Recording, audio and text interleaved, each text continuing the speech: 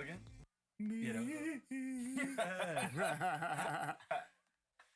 What y'all feel about that shit? Listen, man, that album is fire. Album is fire.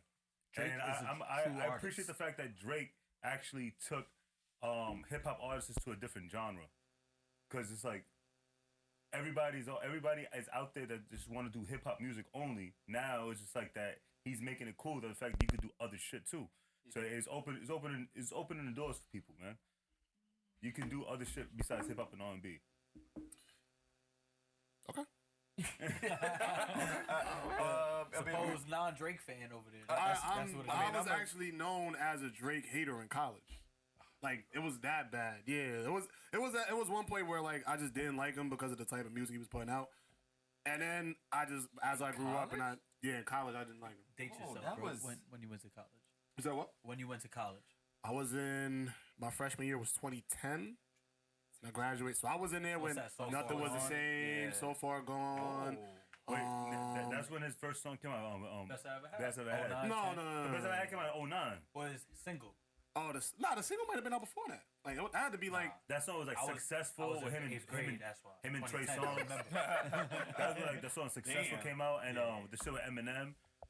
I used to listen to the mixtape, so I was a Drake fan. But yeah, I wasn't. I mean, Drake was like the biggest thing in college. I'm not even gonna lie. Sure, it went crazy. Yeah. So the college campuses still is. That's when like the Drake and Future thing. First, I was in college and one of the best eras of music was out. Period. We had Drake, Kendrick, Cole. We had Joey Badass. We had ASAP. I can agree with you because you want to know why? No. Mansion was popping at that time. Makes sense. Mm-hmm. I think this type of album would have been fire at the Mansion. Nah. This ain't for that. This ain't the Mansion type of vibes, man. But the what album. Type of music was on the van? What type of music was in the Mansion? Everybody who was on that type of time, like I ain't worried about nothing. We played that shit. Like that's that time era. Like it was like, but the Mansion was different. He was like in third grade. Yeah, 100%. Yeah, probably. I keep saying Mansion. How old are you? I'm 26. Damn, bro, I'm old. Yeah, I'm the youngin' right now. I'm usually the young one on the pod. I'm the youngin'. They be talking about You me. sound like you're applauding. It does sound like you. Yeah, it does. JT, you might have to keep that the whole show. Give him a proper introduction because I gotta ask him something. Okay, so this is an honor and a pleasure to be next to this man right here.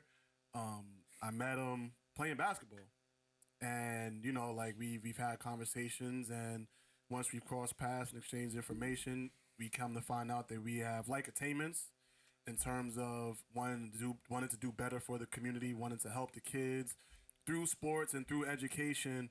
This is somebody who is not just talking about it. Oh, let me take this out.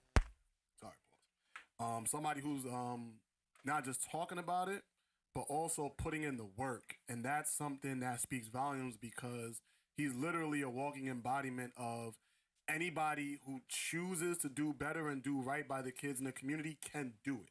A lot of people talk the game. A lot of people say they're going to try to do it. A lot of people want to do it, but a lot of people don't do it. And this is somebody who was actually with the people, talking with the people, shaking hands, giving opportunities, helping kids see a better day.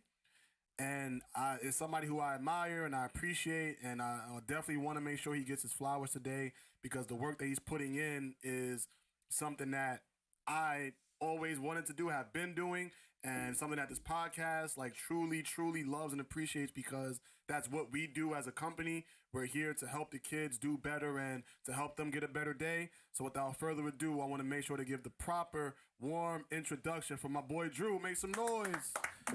Welcome, my brother. Yo, my dude, for real, that was, I think, the best introduction I ever had on Appreciate that, man. Appreciate that. Speech, anything like that. And I just want to commend you, giving me my flowers. That's really appreciative.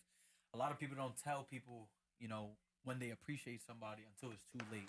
Or they don't show love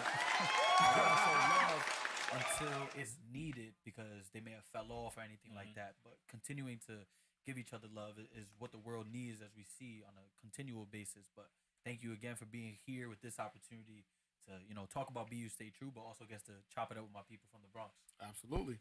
All right, so let's give the opportunity for the people to know you a little bit. So who are you? You know, where are you from? What's your backstory? Hold on. Before you even do that, we play a game here, Let's rock. and I just need to know because I see Kev really watching. Called Buffalo. You righty or lefty? I'm a righty. You only can drink with your left hand. Alcoholic drinks. Say that. If we call Buffalo on you, we catch you drinking it with your right hand, and we call Buffalo, you gotta take down it, get another one. Say that. We go to the bar and it's a shot, you gotta take another shot. It's for the rest of your life. And it's for the rest of your life. Say that. You down. Let's rock. Alright. I see Kev wants to call this shit the whole time. Yeah. He's looking because he's like, shit, I don't know if he's playing, but he. Nah, I mean, it seemed like his hand, that was his dominant hand, so I still kept looking. I wasn't too so- sure. Righty. It's a habit. Yeah, it's a habit of us to It's a pay habit. attention. So, Left hand Cheers. only until you call Buffalo. no. You can No, do listen, whatever you can drink want. with your left hand, right? You can only drink with your left hand. The moment you drink with your right hand, you have to, and when somebody calls you have to chug the drink. Say that. And You gotta take get another caught. one. Can I call y'all too? Of course. Yeah, for sure. Everybody's playing. Oh yeah. Well, I got Duncan. He playing though, but we only doing an alcoholic Alright, drink. let's rock. And this is like this. Listen, I'm just letting you know, like there's other people that's playing, so there's other people that's watching, and if they catch you, you asked out too. Yeah, they could throw Buffalo in the comments and Word. you get caught up. And lit. All right, cool. We good. All right, so now that we got that squared away, let's take it from the beginning. Where you from and who are you? Yeah, absolutely. So, my name is Andrew Curiel. If you're saying it in a Spanish way, it's Curiel. I'm a Bronx native. I'm 26 years old. I've lived in Parkchester, and most recently, I live in Co-op for about 12 years. But I'm Bronx born and raised. Like, I went to Scanlon High School, St. Helena's Elementary School, College of Mount St. Vincent, all within the Bronx on the east and the west side. And what I really found was a lot of people helping me along my journey. I grew up in a single family home, just my mom and grandma. Well, I call my Nana. But for me, there was so many people helping me, whether it was a basketball coach or a youth minister or a teacher or anybody within my friends who had older siblings or parents that were looking out for me. And what I was always aware of, like we were talking about earlier, JT, off record, was like, as we go up, we got to bring up others. And that's one thing that I've been very conscious of. Like being an only child, I have all this time to help others within my community, within my school, within my teams, within my job. And I'm willing to give it. And I have the time. Let's rock. Like, I want to help as much as I could because of everyone who helped me throughout my journey. Like, legitimately, I wouldn't be here if it was just for my mom.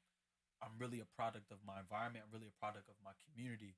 Scanlon, St. Helena's, Mount St. Vincent. The Bronx made who I am. So I just want to continue to show more love to the Bronx, put the Bronx on the map for what it is, truly a collective of inspiring, authentic people, whether it may be sports or in the community base. So that's who I am. I'm all about being better, motivating, inspiring. Also checking my people too when they falling down, like, yo, come on, we can get you right back up, or putting you in the right circle, putting you in the right environment to thrive, because that's what people need. People need genuine love and support, and that's what I'm all about. Sure. Appreciate you sharing that. So growing up in the Bronx, how did that motivate you to want to better yourself? Like, where did that motivation to want to go to school and to do the right thing, where did that come from? Yeah, I not that I read a lot, but I was always aware of like what people were doing. Like, you know, when people go to your high school, you always see what college they go to, and you always see like what job they get. I guess I was very conscious of that. So whenever I noticed people going to a good college, they got a good job, and I'm like, all right, that's cool. Like, it looks like it pans out right. But that was also where my friends who didn't go to college but still got a good job and were successful, or vice versa, didn't go to college, didn't get a good job. So I guess watching that, I was kind of like, that's what I want to be. I've always had good people in my life that did well, so I wanted to follow suit. People that were creating nonprofits, I was like, I want to do that. People that were hooping in college, I want to do that. At a Division III level, cool, no problem. So I guess watching the people in my environment really motivated me to, kind of like follow suit within the Bronx, but also to continue to carry on the legacy, I guess, that we have here too. Like, Scanlon is, as we see here now, like, so many alums are still here in the Bronx. Don't point at me. And it's cool, but and we still have that environment here. We still got that vibe and love for each other because it's like, it's an understanding. Like, wow, you made it out. Like, you made it out of Scanlon. You made it out the hood. Or Mount St. Vincent, the same thing. Like, oh wow, you went to Mount St. Vincent. That's lit. Like, you're still from the Bronx, but you still made something of yourself. And that's what I love to see. And I guess that's why I go so hard for what I do. The Bronx, unfortunately, has a lot of poverty, right? And a lot of us grow up in that poverty. But because many of us don't have the opportunities to make it out, we don't realize that it's poverty that we're living in. So, just to give a little bit of backstory before I get to the question. Like, I didn't realize I was living in poverty until I went to college, and I left for school to go in Indiana.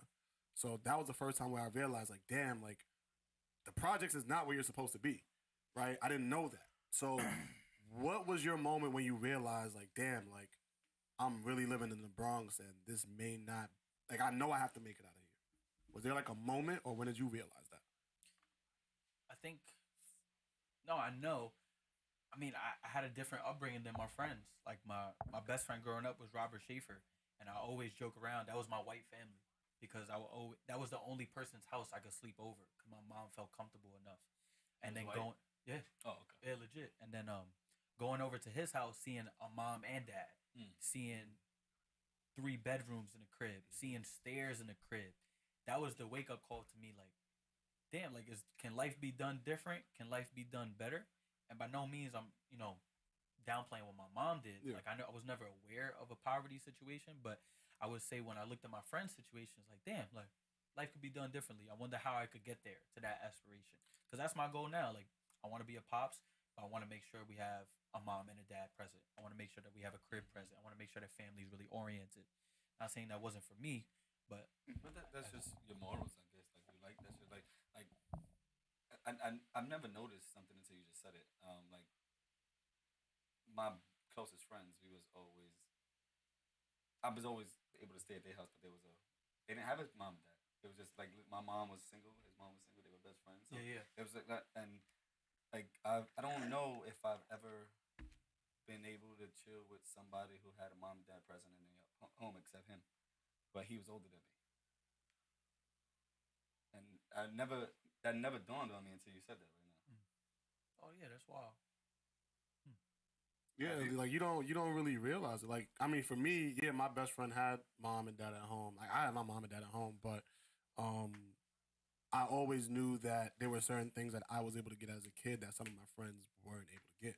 Whether that, a lot of times, like, that came around Christmas, right? So like, all my friends will get together. We talking about what we all got for Christmas, and like my list will be a little more extensive than some of my other friends. And like sometimes I would feel bad. There was almost like a little bit of survivor's remorse, like damn, like, do I deserve this? Like, my friends, they're not bad kids, but some of their parents couldn't afford that. And I didn't really realize. I knew it was something like off, but I didn't realize like those big differences that come in some households that affect kids. But then again, I think about it like this though too. Like, my mom was in a single household, and I did get a lot of shit growing up. Like, at a certain age, that shit stops. But like I was content and I was happy, even though like some people got more than me. I got a lot of shit for what I knew that I was in. You know what I'm saying? Were you an only child? Yeah. That has a lot to do with it. Yeah, of course. No, I agree with you. No, I agree with that. But what I'm saying is, I don't think that we've noticed as kids, like you said, like you didn't like notice any poverty, like per se, like. You know, there's also what it is too. Like, a lot of kids growing up, they have like, so they come up in a single family, but they have like but they have a lot of family that comes in, like that are in their lives, like cousins, uncles and stuff like that. So shit, a lot, and it's like, and there's people that have like both parents at homes that don't have family all around. Like me, for one, I didn't grow up a bunch of family around me. You know what I'm saying? I have a mother and my father, and I'm grateful for that. But I didn't have a bunch of family around me that I can actually be around and actually learn something from. You know what I'm saying?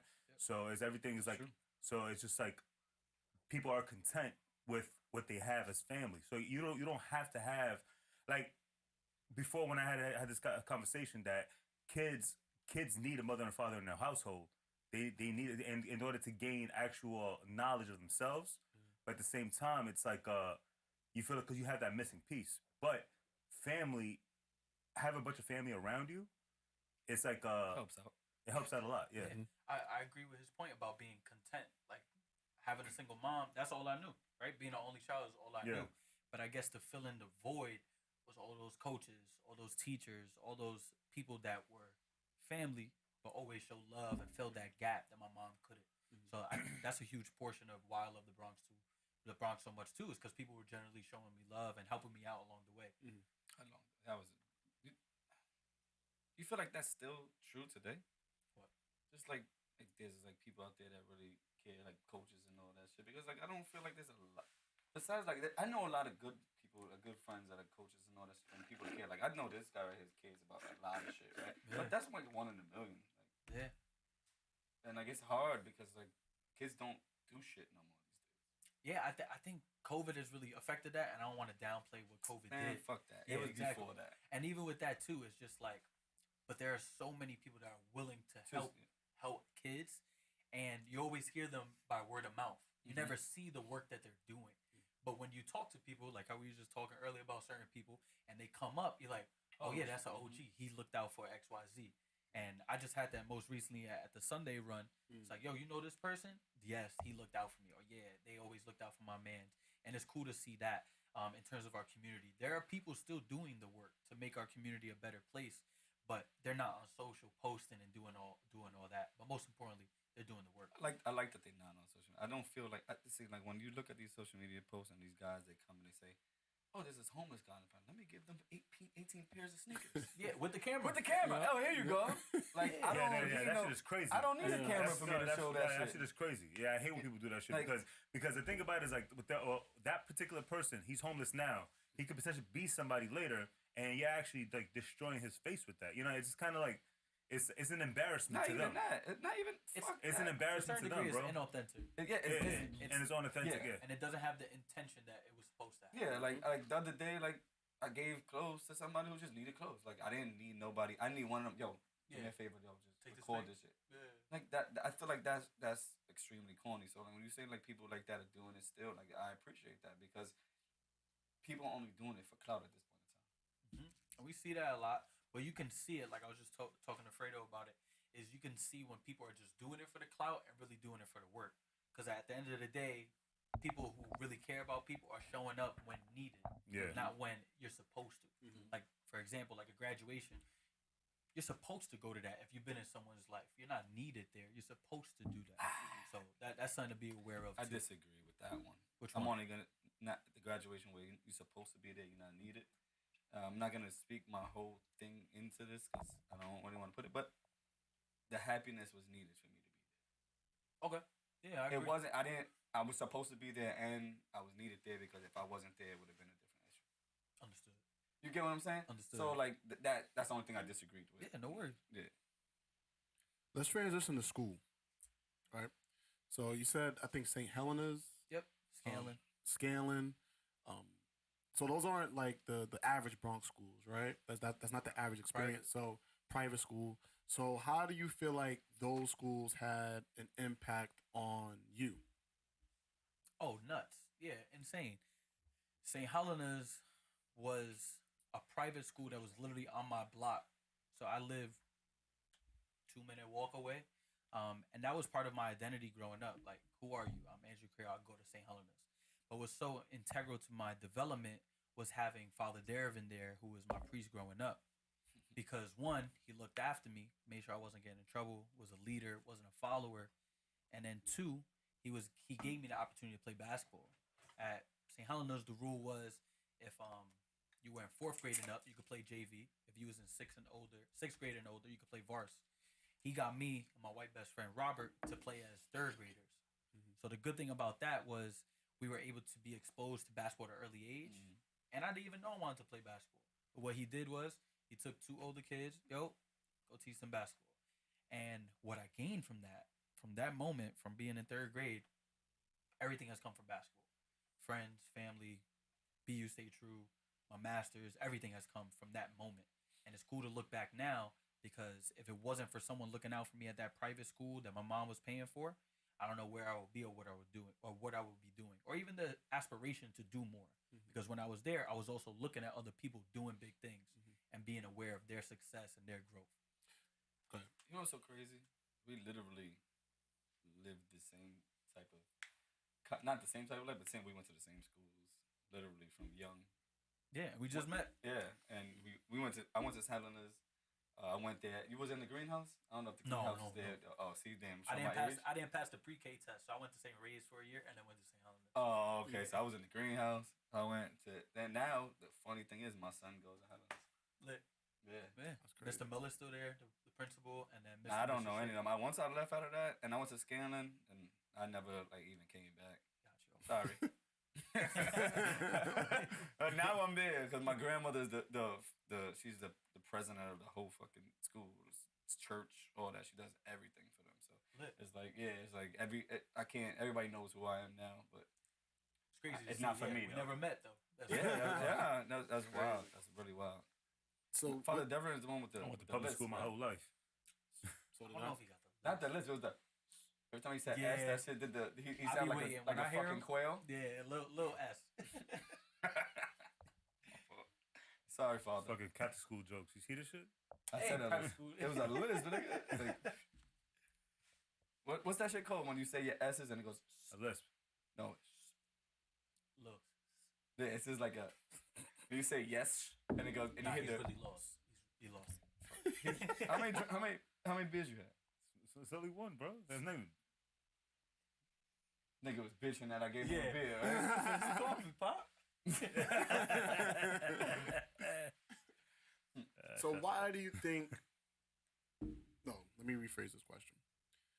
What can we do to make private school a little bit more affordable for kids that are growing up in poverty who don't typically have those opportunities? I mean, even to a very smaller point, like with my camp that we're doing, my first 5 years, free basketball camp for the youth. Mm. But as I wanted to grow and give them more things such as medals, trophies, Gatorade bottles, legit Nike basketballs at the camp, I had to increase my cost of camp, which I didn't want to do. But if I knew I had a market of people to help, then I knew I could still give the same opportunities, but keep my low rather. The example that I have is sponsorship. So for example, I've had friends and colleagues reach out to me, be like, yo, Drew, I want to sponsor a kid's registration. Mm. Basically saying, yo, Drew, here's $100. Whatever kid signs up, let them go for free. And to me, it's like, wow, like you trust me that much to pour into one kid from the Bronx to come to a camp that you're willing to give me $100. And time, well, money over time sometimes, but time over money too. So when I think about private school too, I was very fortunate as well. I got a scholarship my whole 6th grade year. I didn't find out till I was a senior in college. But Father Dervin was another one. Obviously, he's aware of the finances of the school. So my mom applied for a sponsorship, and I was able to get a sponsorship to go to the school. What ended up happening was helping her out for that year could keep me on track to finish out my 2 years, 7th and 8th grade at St. Helens. So the way I think we could keep private schools down is, can we continue to bring community people who really care about the development of the youth to be able to pay for students' education? To a certain degree, there may be an awareness of like clout to say, hey, that's my kid. I sponsored that kid. But we have to be aware who's really authentic in what they want to do. To a certain degree, like just as an example, let's say 40Central, y'all wanted to sponsor a kid's education. That could happen, right? But we need to have the right people at those schools to be able to, how we were talking about earlier, bridge that gap to connect with community people to be willing to help that student. Everybody wants to help. And I always tell that to my kids. Everybody always wants to talk. Everybody loves to chat. We on a podcast about to chat for 3 hours. So how can we continue to chat and have those conversations but have a positive impact with intentional purpose for those kids? Feel me? So I think that's how we keep it low.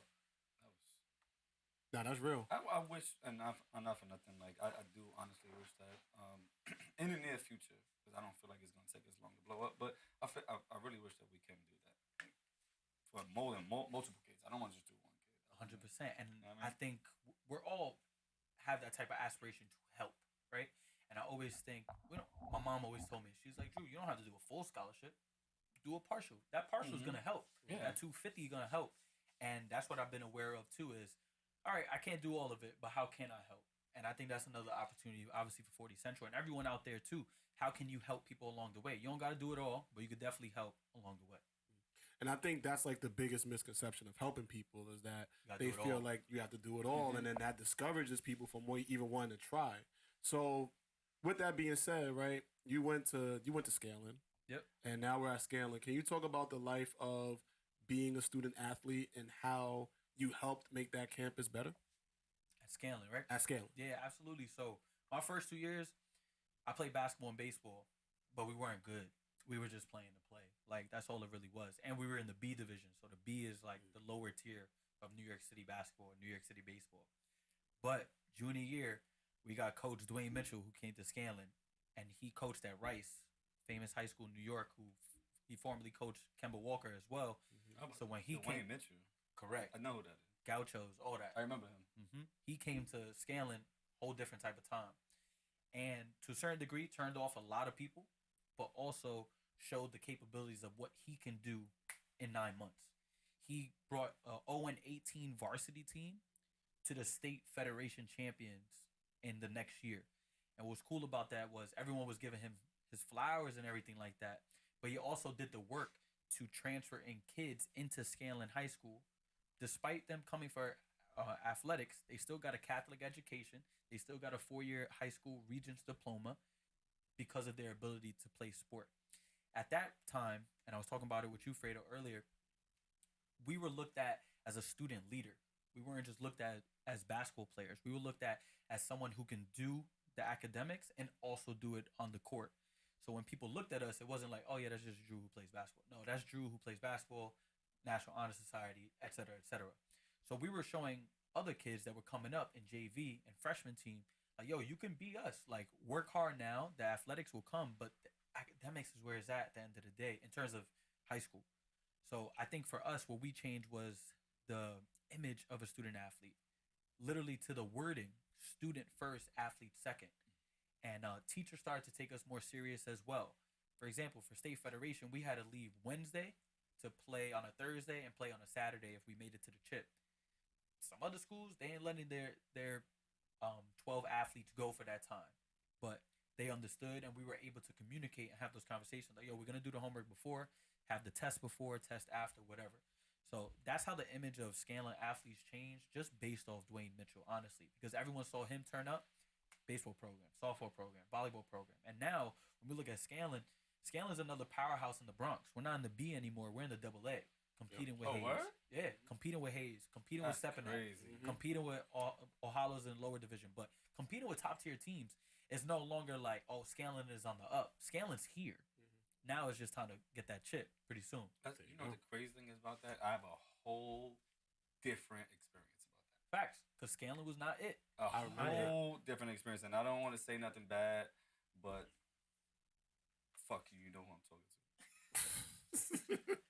Nah, he did some whack shit. But the coach, man, fuck him too. They wasn't like that. They literally took the favoritism. It was literally just like, yo, like this guy, and I don't want to say nobody's name because I don't know who it is, but who's watching and shit like that. But at the end of the day, that shit is that's a complete turnover of what I've been through in that school. I mean, I feel like when we were in high school, Scanlon was like just coming up. Like that's when like Chris was on the team, and I think they were in the A division once. I think so. Nah, we was in B for a while. Nah, they had moved up one year because when Steve and them played, I think that was our sophomore year. I think Steve and them played on Vars and they did really well. And then when Chris, I think by the time I was a senior, they might have been in the A division or Double A. It was something like that. I gotta ask Chris, but it was a program that was on the rise, like you were saying, and like, but now it's like you go anywhere, you say Scanlon, they know what it is. Yeah, but they Before changed the it wasn't like that time. Yeah, exactly. They changed The culture has been changed ever since Dwayne Mitchell, and now we got young guns like Fredo doing the freshman team. We got more people who are coming back to Scanlon to actually show love to what brought them up. No, not I'll only come to back now. mimic, but to make it better. I wasn't going back before, but I'll come back now. And that's what we hope. First of all, shout your man out. He's in the building, please. Nah, like, let him know who he is, what he's doing, all that shit. Yeah, please. absolutely. Like, because he's coming up next. Nah, he's really up next. This is my young Fredo. He has his sneaker restoration business called Restore Rain, but he's also not limiting himself to that as well. That work. He doesn't just restore sneakers. He's building up his community through his nonprofit called Rain Communities. He has another. Don't say too much. Nah, I am. Yeah. Nah, he's gonna get it. He's gonna get his flowers. No, don't say too much because I want him up here to talk about it himself. say that.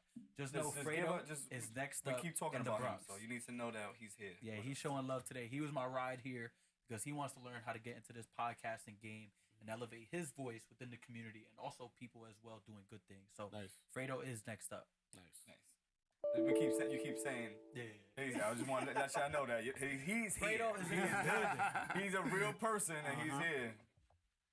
And the reason why I asked you about scaling is because everything that you just said was about helping people that didn't include money. And that's why I wanted you to explain it, because you helped make a school, as a teenager, help make the school a better place just by leading by example and donating your time. And sometimes a lot of people don't understand is that, like, that's a lot in and of itself.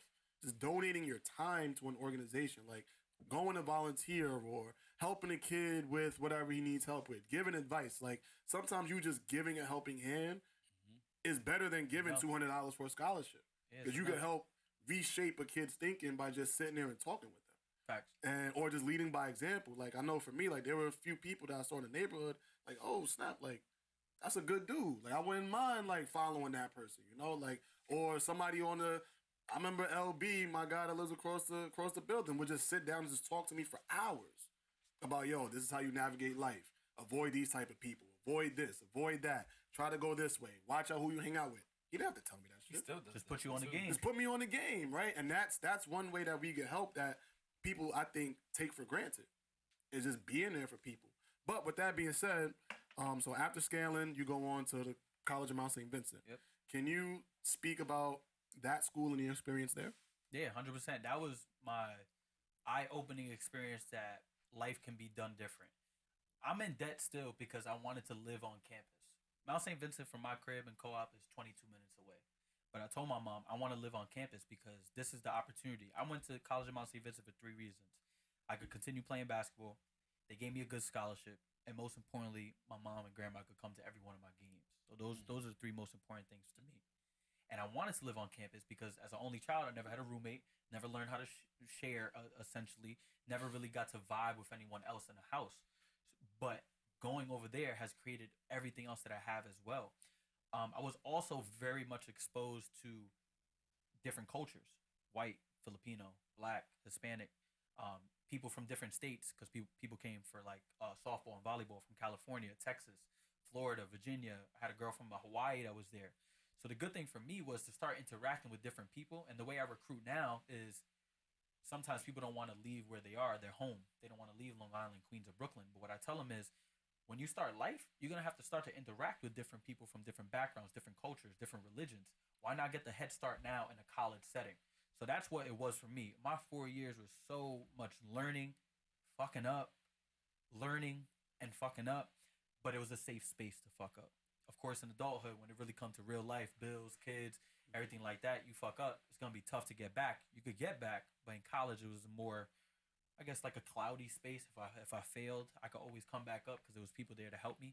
But yeah, my Mount St. Vincent has given me everything in terms of BU Stay True, lifelong relationships. It's where I'm employed now, internship opportunities just to connect with different people.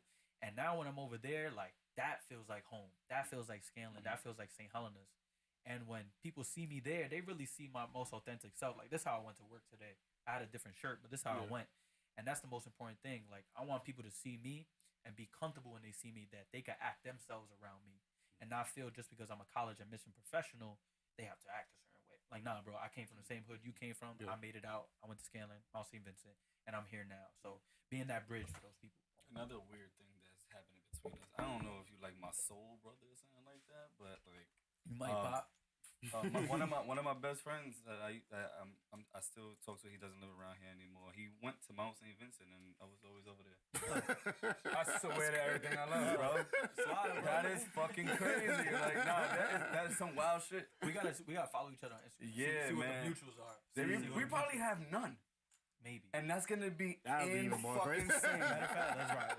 That's gonna be insane, bro. Because like literally, like I could call him right now, but like, yo. He went to Mount St. Vincent and all that shit, bro. That's wild. So you went there because Mount St. Vincent came to you with a basketball scholarship primarily? Bro, our championship game, my fault. Yeah, none. Oh, no, we got JT, 40 Central. Let me see. Besides the people that's here. Michael Grant. I know Grant. Angel and Natalie went to school with me, Oh yeah, I know them. Too. and then Catherine, she's Man, we don't gotta say no oh names. my fault, on bro. this. Nah, she's the cousin of, Oh, that's of my family. That's your family. No, that's the cousin of my white family, Rob. And, Oh, that's like I knew her since yes, like we grew up together. yeah, she was a scam. Yeah, she Yeah. wants to scam Look. me. JT, one more time. We going into it. Yeah, after we'll this. chat. Oh yeah, we were saying I was saying so they came to you for a scholarship. Oh yeah, so my last high school basketball game was at Christ the King. We got bumped by Zavarian, and I remember I was so upset being such a young childish kid. My identity was basketball. So when we lost, I literally went to the back, took off my jersey, just upset. Coach Mitch gave the last speech, and I hugged all my teammates, packed my bag, went out the back door. I texted my mom like, "Yo, I'm already at the car. Like, come." She came, and then really quiet ride home. You went so well, blah blah blah, trying to encourage me and whatnot. Long story short, my man German on the team, he texted me. He said, "Yo, Drew, coach is here." I'm like, "I already said bye to Mitch." He's like, "Nah, coach from Mount St. Vincent is here." I'm like, "All right." Like, I never talked to him. Like, give him my number and see what happens. He called me the next day. We start chatting. He invites me to a campus visit. I fall in love with the campus. Then he's like, "Apply." When I first applied to Mount St. Vincent, I got denied. So I applied as a nursing major. My mom wanted me to be physical therapist, nurse. To me, as a 17, 18-year-old kid, I thought it was the same thing. Mm-hmm. So I just applied as nursing. I was an 85 average student, but I got denied from nursing. So what we do is at Mount St. Vincent, if someone gets denied, we say, send us your mid-year grades so that we can reevaluate you, right? So when I saw that, I was like, nah, I'm not going to do that. And then I just left it. But Is that your phone? I don't know. What the fuck is It's not on. The fuck was that? Either way. Yo, you had GPS on? Oh, it might be my watch. My watch be chatting.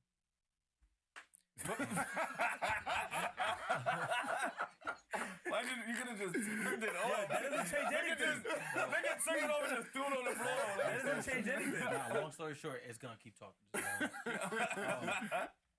So then, what ended up happening was I reapplied as just a biology major. My JV basketball coach at Scanlon High School, who coached me, Charles Hernandez, he went to Mount and was like, "Bro, that's the school for you. You got to go there." I went to Mount too.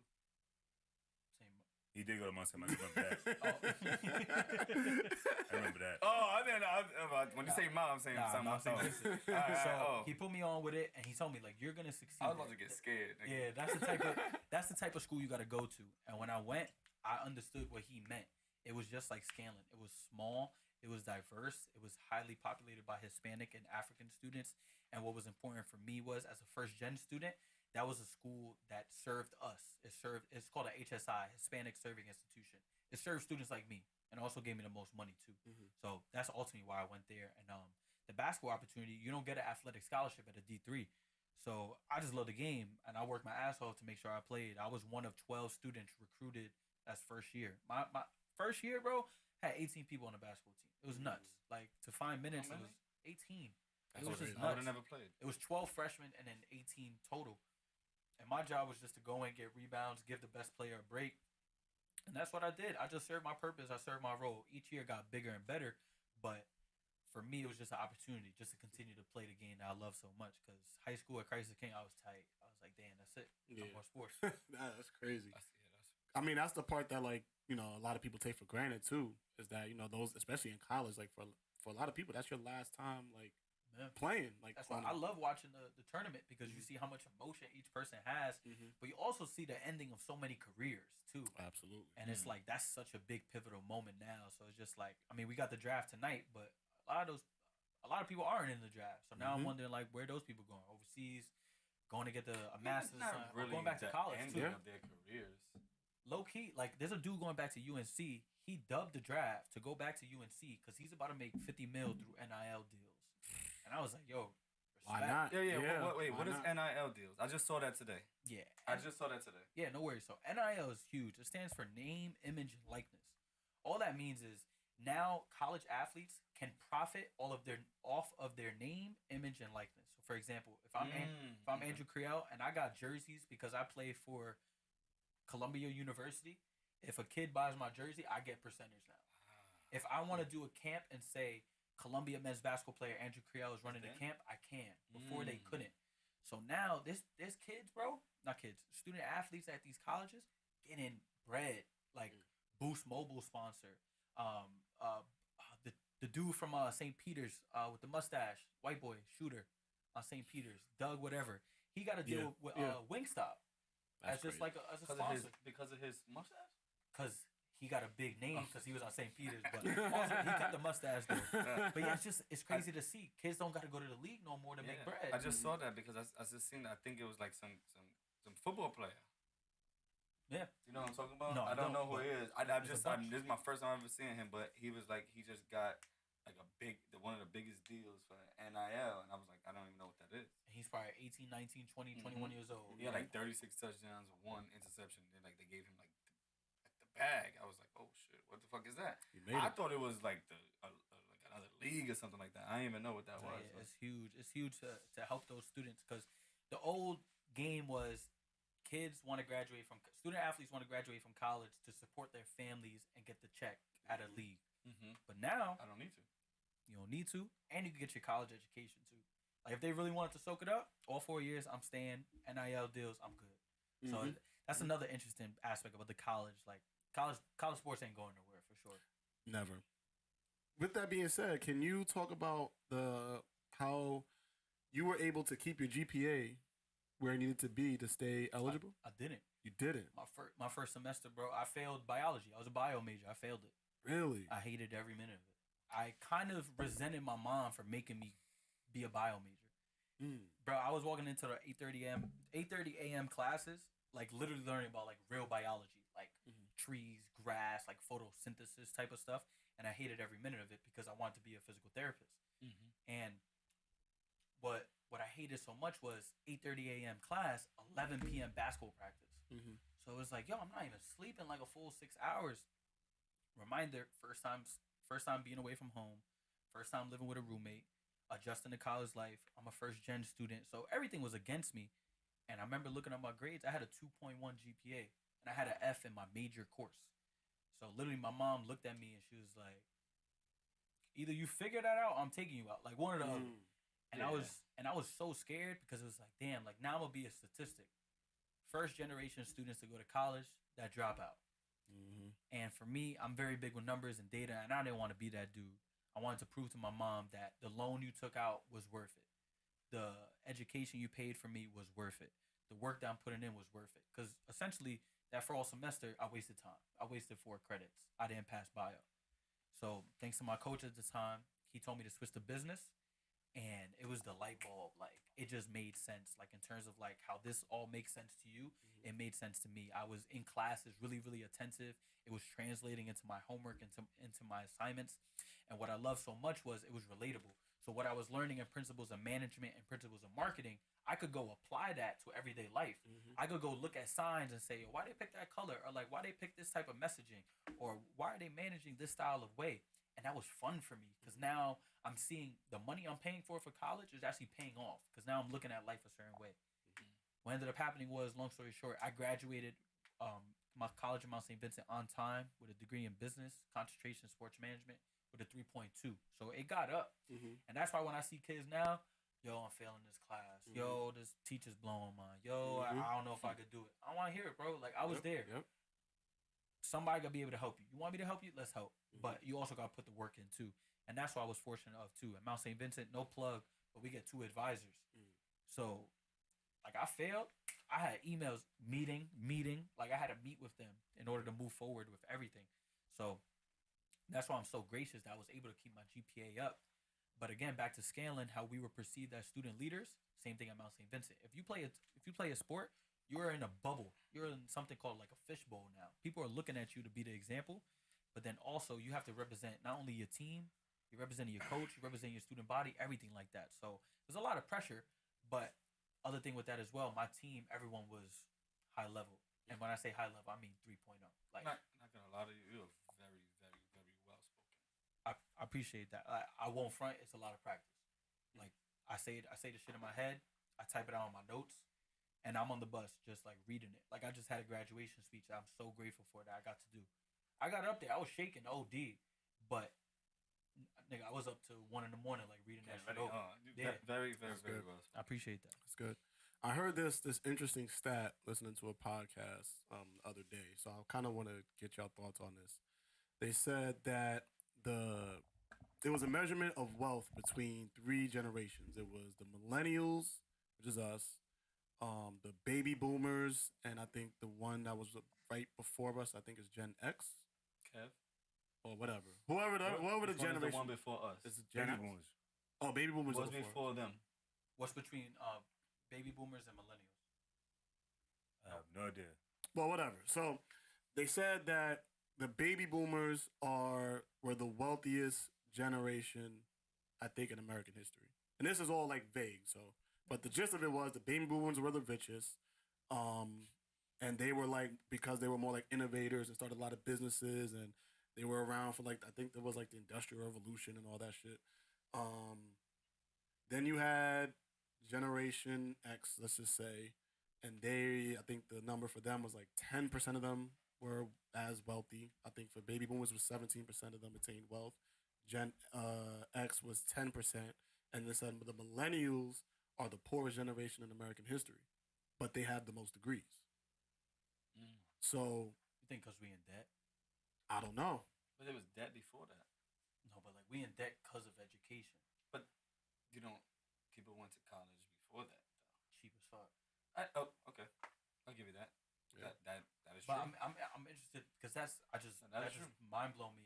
Yeah, we have the most degrees, but yet we're the The poorest, and they were I get that. And everyone's part, telling but us to chase my those mom degrees. is my mom Exactly. fucking is to make a bag. Mhm. yeah she owes like she owed like $100,000 in loans like before. I don't know what she's up to now, but I'm just saying. But like that's true because it wasn't that much So I'm 30 sorry. years ago. So it says the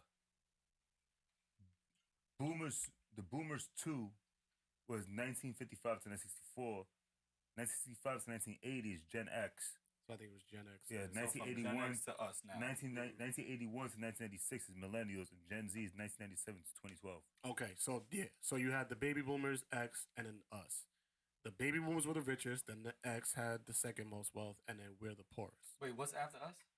Z. Because Z. So Z Yeah. might be rich because of OnlyFans. It's a silent But generation. then boomers that's too. the thing, right? So now Generation Z, what I admire about them the most is that they don't follow the status quo. They're trying to get the bag now. Like he's here learning about podcasting and running his own business, and when I was his age, I was trying to get a degree, right? You got kids now that are getting rich on OnlyFans.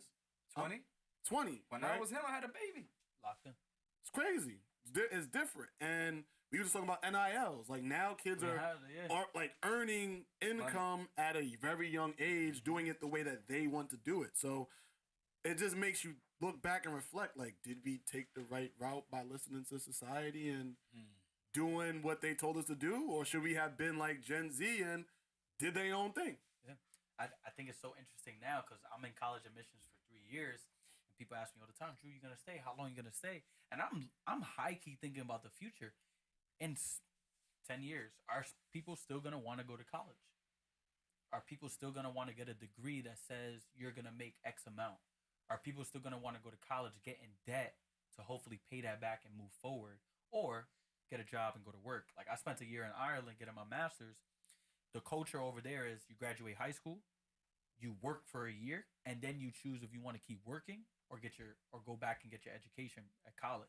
It's called a gap year. In America, that's not popularized here.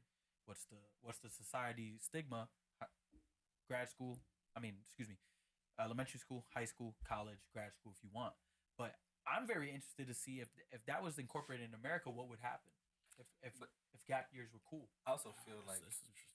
like yeah, that is, and I also feel like YouTube University is really big. Legit. You want Like, to learn anything? like tap at the in. end of the day, like I don't know how to fucking fix a car, but if I go on YouTube, I can find out right now. Do I really need to go to automotive school for that? No, I gotta use my hands, and you can hire me. Yeah, if you're disciplined enough and you're consistent, tap in. And that's why I love too the opportunity, truly, just to learn as much as you can. You don't really need the degree to prove anything. How smart would be what's gonna be after Z? How smart are they? Alpha. How are they gonna be? Like that's gonna be because they have all this technology in their hands right here. I think it's a gift and a curse, though. Yeah, I agree. I think the gift is life will be significantly easier for them, but they'll be way more reliable on technology than we are.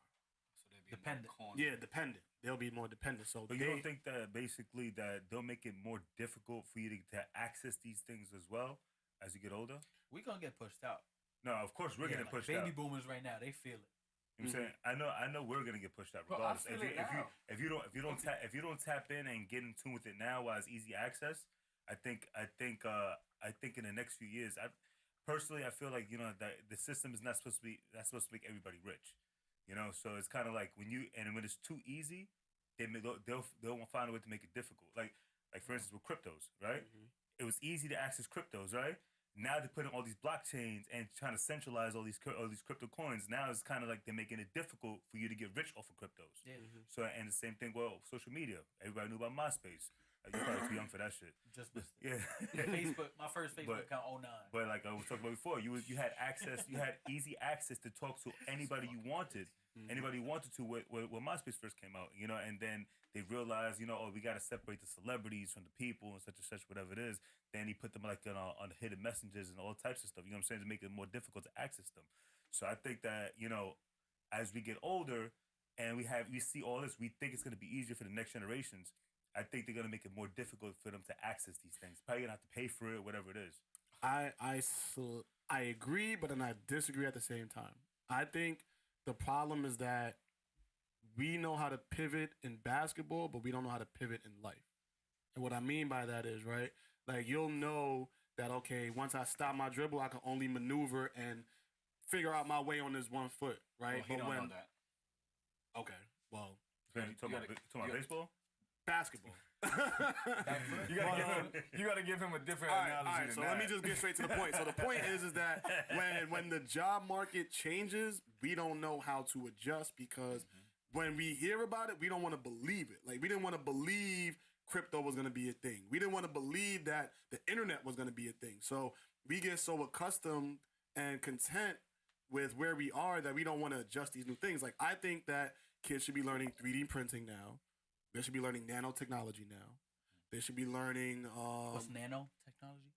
Basically, it's almost like I think it's more like STEM technology. So where it's like you can use nanotechnology. Say for example, if you cut yourself, they could like regenerate your stems and shit like that. It's crazy.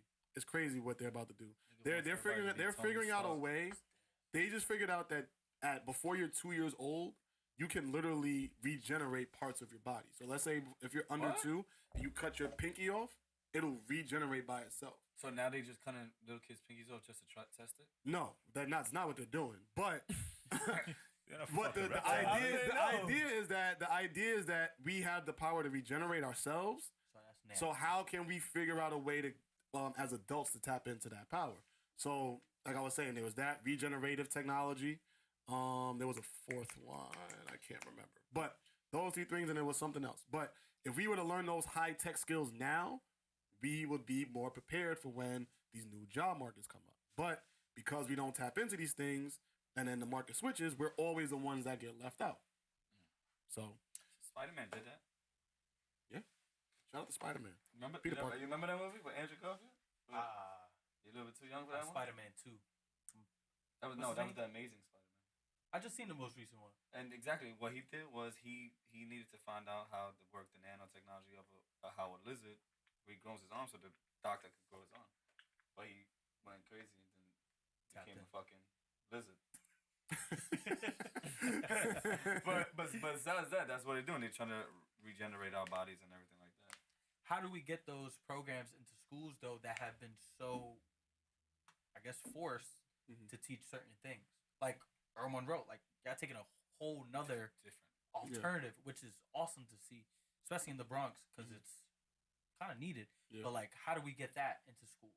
Because I see that at the college level, I'm thinking of like, new courses. Like, we should have a business course that teaches cosmetology and nail tech and lash tech because that's what's coming up now. So like, how do you think? I think we just have to. For one, we have to know what's coming up next. So a lot of people don't know that 3D printing is even a thing. Like, they have it already to where they have these huge like warehouses that they can legit print out homes, like mini homes. Yeah. So like, say for example, there's a tsunami coming. They can literally just move a population of people by just making homes in this area and making them move. Like, the shit is crazy. but we don't know about these things. So I think for the people who do know is to advocate for these classes to be in schools. And if they don't want to do it, then fuck it, we just do it ourselves. We have a room like this. You get 10 kids in a room. You teach them what you know. That's more than what the average person knows. So even if it's a little bit, expose them, let them, see if they like it or not. And if they do, they'll follow it themselves. But I think as the adults, we just have to advocate for them to be in our schools. Bro, you know what I've been peeping, and I'll let you go, but EYL, Earn Your Leisure? Yeah. Like the way they just teach authentically by just being themselves, I'm like, that's the new form of school, of education right there. You learn it when you want to. You don't got to show up all the time, and you tap in when you really want to. So I think that's another avenue too. How can we just teach, and they will come, and then of course capitalize, monetize. Yeah, of course, later. Of course. Shout out to Rashad too. He said he's willing to come on the podcast. Oh yeah, bro, get on that. Yeah, he said he's willing to do it. Shout out fire. Rashad and Troy. For real. Yeah. How That's do fire. you If you personally, That's how fire. do you feel about that? Because like your position on what you're doing in that school, that new class, and like you just giving these kids like a total different outlook. Like how does that go to like other schools then? I think it depends on what Earl Monroe wants to do with it. So it's like if they want to say this is going to be a program that's going to be only for our school, then unfortunately it's only going to be for the kids that go to our school. I think there should be a curriculum that we license to other schools and just have the Earl Monroe logo on it, but everybody's getting the education because that's what's most important. Because I think ultimately, at least while I'm teaching the course, my goal is to change what it means when a kid says, I want to go to the NBA, right? Because now a kid says, like right now, if a kid says, I want to go to the NBA, the typical adult response is, well, what's your plan B, right? Because 99% of the people who want to go don't make it, right? But if we change the narrative and now the response is, okay, you wanted to go to the NBA to do what? Do you want to be an athlete? Do you want to be a cameraman? Do you want to be an agent? Do you want to do stats? Do you want to own a team? Do you want to be in the front office? Like there's so many other ways in which you can go to the NBA. You have to decide how you want to get there. And the only route isn't being an athlete. You could be a towel boy. You could be a coach. A lot of people don't know these things. Like I even said at the coaches convention that the Knicks had, I said, why don't we have a program that teaches kids how to become coaches at a young age? I've seen that on social yet. Yeah, like we coaches need. camp. You said? It was a that was coaches something. convention Got with it. the Knicks, and they thought that was a great idea. But I hope they take it and run with it. Take it in though. Yeah, I hope they take it and run with it. But I feel like because our kids aren't exposed to coaching until they become adults, it's almost like kids look at it like, oh, that's for people that are old and washed. Okay, Correct. I will give you that, right? But now the only thing that I thought about when you were saying that, right, is you gotta have somebody that is willing to understand these kids and teach them the same way that you would, because your thing about, let's just take the tournament thing that you did, right? So, he don't have to understand that shit, but that's a curriculum. Like, what the fuck is he supposed to do with that? So I feel like they're gonna have to find people that is Like you say, you willing can't just to- give the curriculum. Yeah, because it's like that's made up from the top because that's who he is. Yeah. Like imagine giving that to somebody who doesn't understand that. It's like now that shit gets dumbed down and now they don't like it. But that's more. It's more needed than algebra 2 because I haven't did parentheses in 7 years. That's You know what I'm saying? Like That's you're real. giving me more of a real life thing than me thinking about what I got. Like I never look for X. Yeah, legit. So I think about that like this: like, is there I mean, opportunity? you do look for X and money, but No, I'm just yeah. saying, but just you know what I'm saying. But like I look for the opportunity. For example, if we all worked with JT in his school, is there opportunity like Drew? Like, can you mimic this at a school that you go to now? Right? Because I think the goal is, and I hear it all the time with me is the goal is you never want to be in one place your whole life, right? But of course, longevity and consistency. But can you go to another place and impact that place the same way you did here? And I think those are the conversations that have to be had in terms of new curriculum and new opportunities. Can you go over there, implement what we had over there, and be that point person for us? Kind of like a liaison type of thing. Yeah. But it's true, though. If you just give the curriculum and hope for the best, they won't see the vision because they're not emotionally attached. They just regular. Yeah, that's Okay, here we're gonna do social studies. We're gonna do math. We're gonna do that. We know these shits is going. These are your core credits. But this real life shit, you really don't need because we just need you to get the fuck out of here. Yeah. State-wise and You know tests. what I'm saying? and Like, we just need you to come here. Let's get our money. And then y'all can get the fuck out. But if y'all teaching me something real, like as you said, cosmetology, like nails, hair, whatever, like that, they should have that. That should be a what's that shit when you pick? Major. No, not like just like you could just like choose like your extra shit. Oh, like a elective. Like an elective, like okay, can I take this as an elective or like that? Yeah. That'd be fucking Bro, awesome. because I think about it, and no cap to all the ladies who got their lash and text and everything like that. Who's certifying them to do all of this? Like, who certified the certifier? Like, let's be real to a degree. And That's a I good get point. it. People are professionals in what they do. Who Yeah. certified the Yeah, certifier? that's true. Because now I'm seeing mad lash techs. I'm seeing mad nail Everywhere. techs. I respect the game, respect the hustle. Get your bread. But imagine if now your lash tech certification or degree was from Harvard, right? There's a certain level. Of course, that's different barriers too. Because if you're a Harvard graduate, you'll get more bread or whatever like that. But I'm thinking like that because we serve black and brown girls at our college. Why do we not have an opportunity for them to? Hey, you're interested in makeup? You're on the fence about school? Well, guess what? You can learn business as your major, and your concentration will be cosmetics. Learn how to braid. Learn how to do that. I think that will give kids more incentive to want to go to school. Yeah. Like I didn't want to go to school. I dropped out of college twice. Oh, by the way, shout out to my mom and them. Everybody's over here watching in Barbados, man. So thank you. I appreciate y'all. Hey, Barbados in the house. Yeah. Did you try to do the thing? Oh, I thought you. Hey, I thought you was gonna hit the bomb. He took it out. He took it out. He took it out. I don't want to take no chances. It's gonna be freezing. Yeah. Oh, yeah. We're gonna say that for that.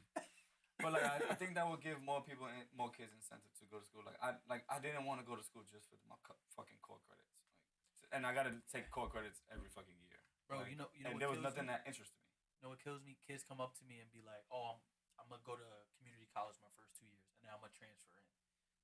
And I get why, but I always ask why, and they say it every time. I'm gonna go to community college because it's cheaper, and I know you're gonna make me take those bullshit classes there. And I know if I take it at community college, I get it for way cheaper. I'll transfer to you, and I'll still get a 4-year degree. And I'm like, that's game. You got it. Conversation over. Why even argue it, right? Right. No, you got it. Someone put you on, right? Because that is one thing that I see at Mount St. Vincent is, yes, we are a business. Yes, we're a nonprofit school. But let's just help people. Like, let's be authentic about our help. Like, let's put people, when they come in, we put them in a better spot coming out. Like, to do a podcast, to get their last tech degree, whatever. Or to even have the courage and the opportunity and resources to start a business.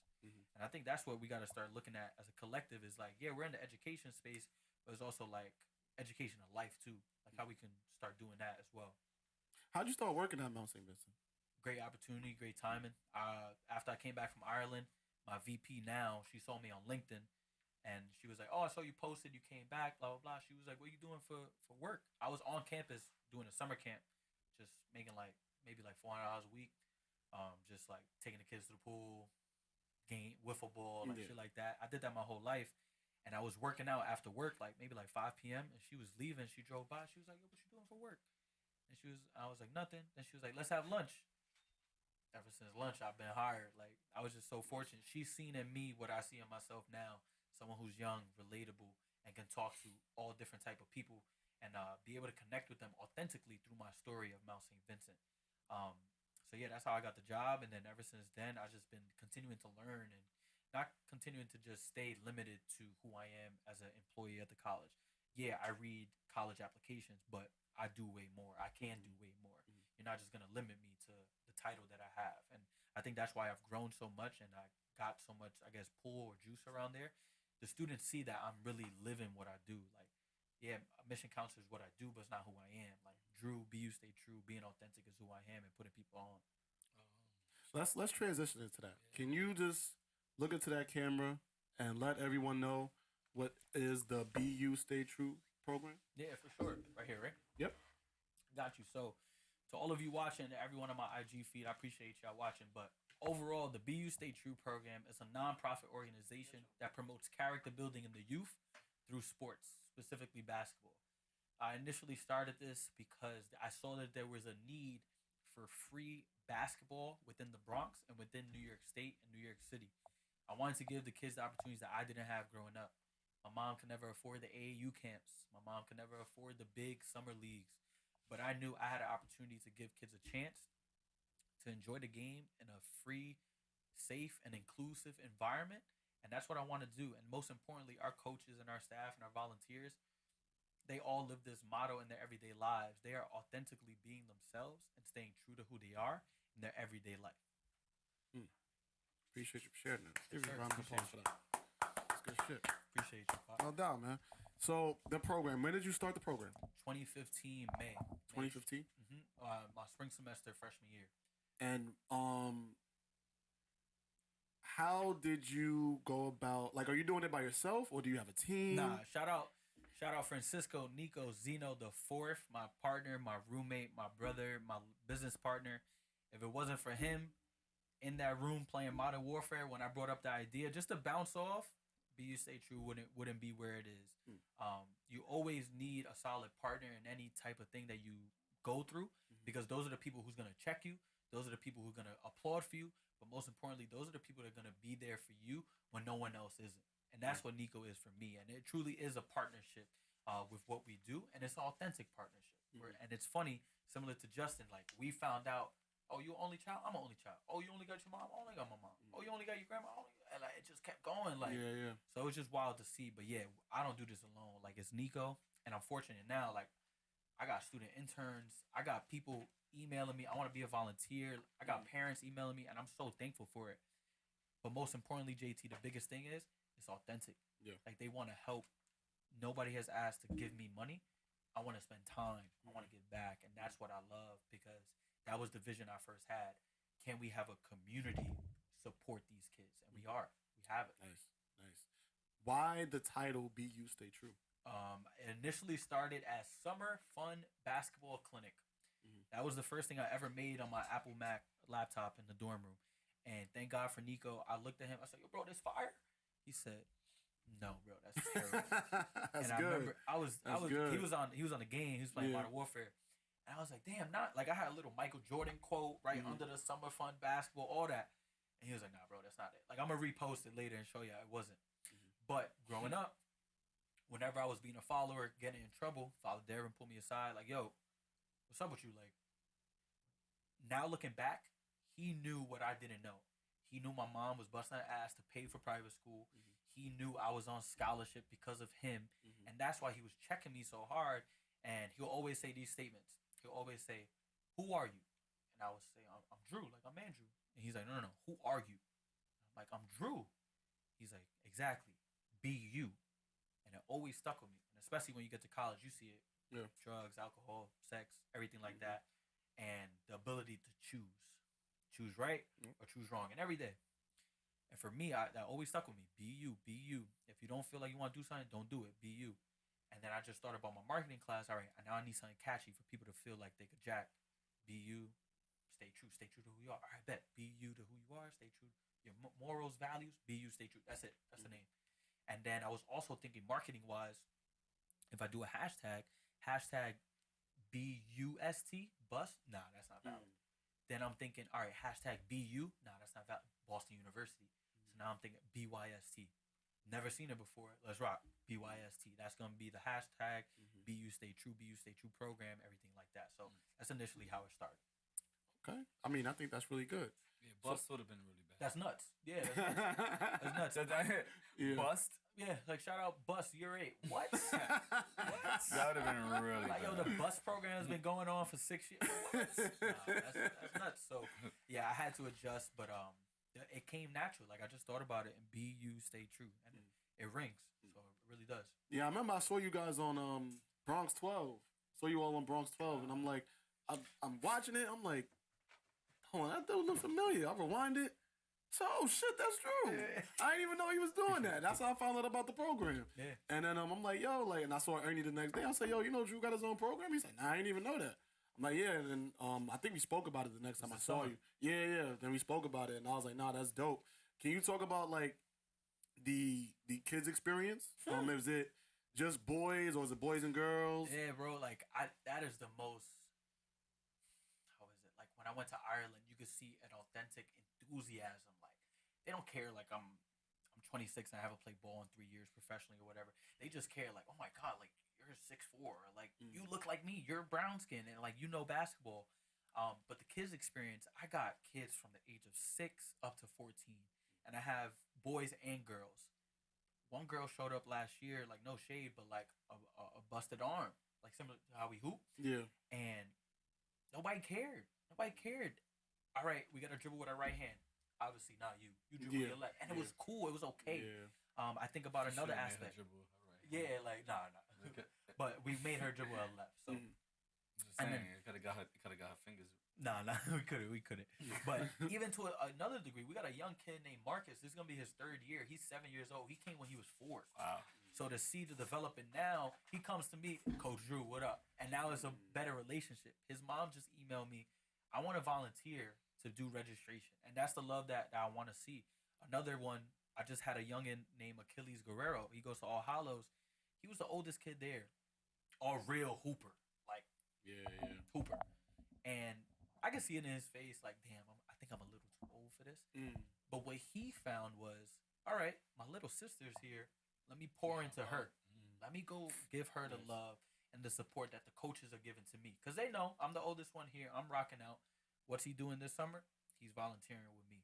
He's going to be sanitizing the basketballs, earning his stripes. He's going to do the clock. He's going to do all of that. And that's how I've been thinking, JT, like how we've been saying, as we climb, can we lift?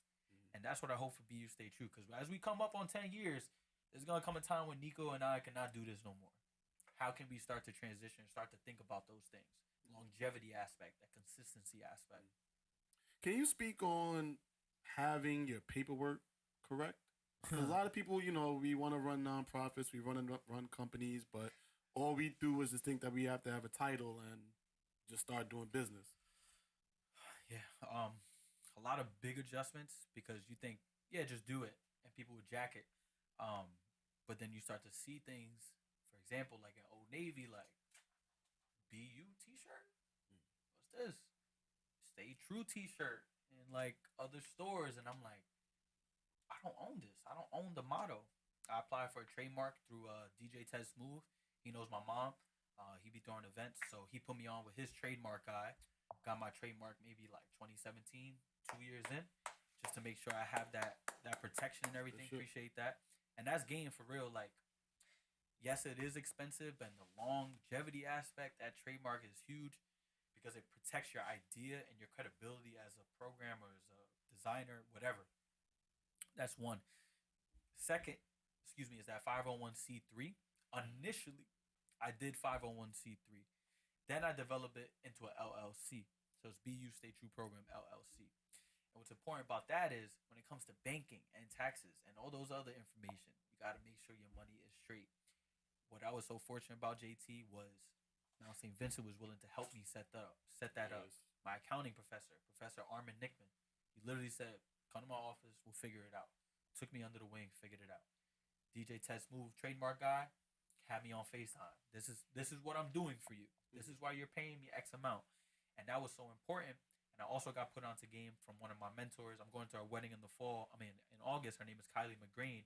She has a nonprofit where they dress up as Disney princesses and visit sick kids and children with like cancer and things.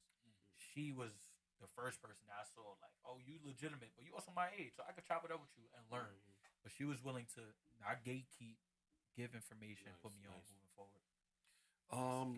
If there's a way, and I'm just thinking of this right now, if there's a way that we could implement the class that I'm doing with your program, slide, bro. Let me know. Slide. I mean, I've been telling you come to Mount St. Vincent for a visit. I know they're in 9th grade. I want to do a college essay workshop at your school when they're ready. But then I'm also thinking, can we have like a panel, like a young student panel with our kids? Because we have a panel with our coaches. Just talking about BU, staying true to who you are, everything like that. What difficulties they had growing up. But I'm thinking about that too with the kids. Like, let's give them the opportunity early. Like, you never spoke in front of a group. Come to BU, stay true. Talk in front of a group of kids. Like, imagine the kid, 9th grade. How old is that? 13, 14? Like 14, yeah. Right? Like, yo, my first public speaking event was at 14.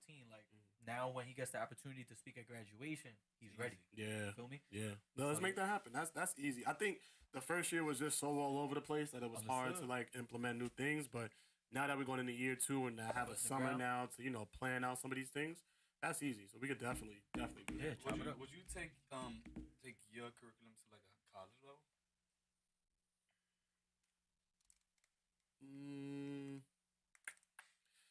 I would I don't think it would benefit as much in college because I think in college you have a little bit more of an idea of what you want to do. So unless you went to liberal arts college, but for the most part, I think you have a sense of what you want to study when you get there. So it may not be as useful in college than it would be in high school, in my opinion. That's just how I feel. But who knows? I kind of agree. I kind of disagree. Like, we're a liberal arts school, so some people be coming in not knowing what they want to do, and they get to choose by their sophomore year. So it could help, but then I also agree to the high school age because they're such a sponge at that age.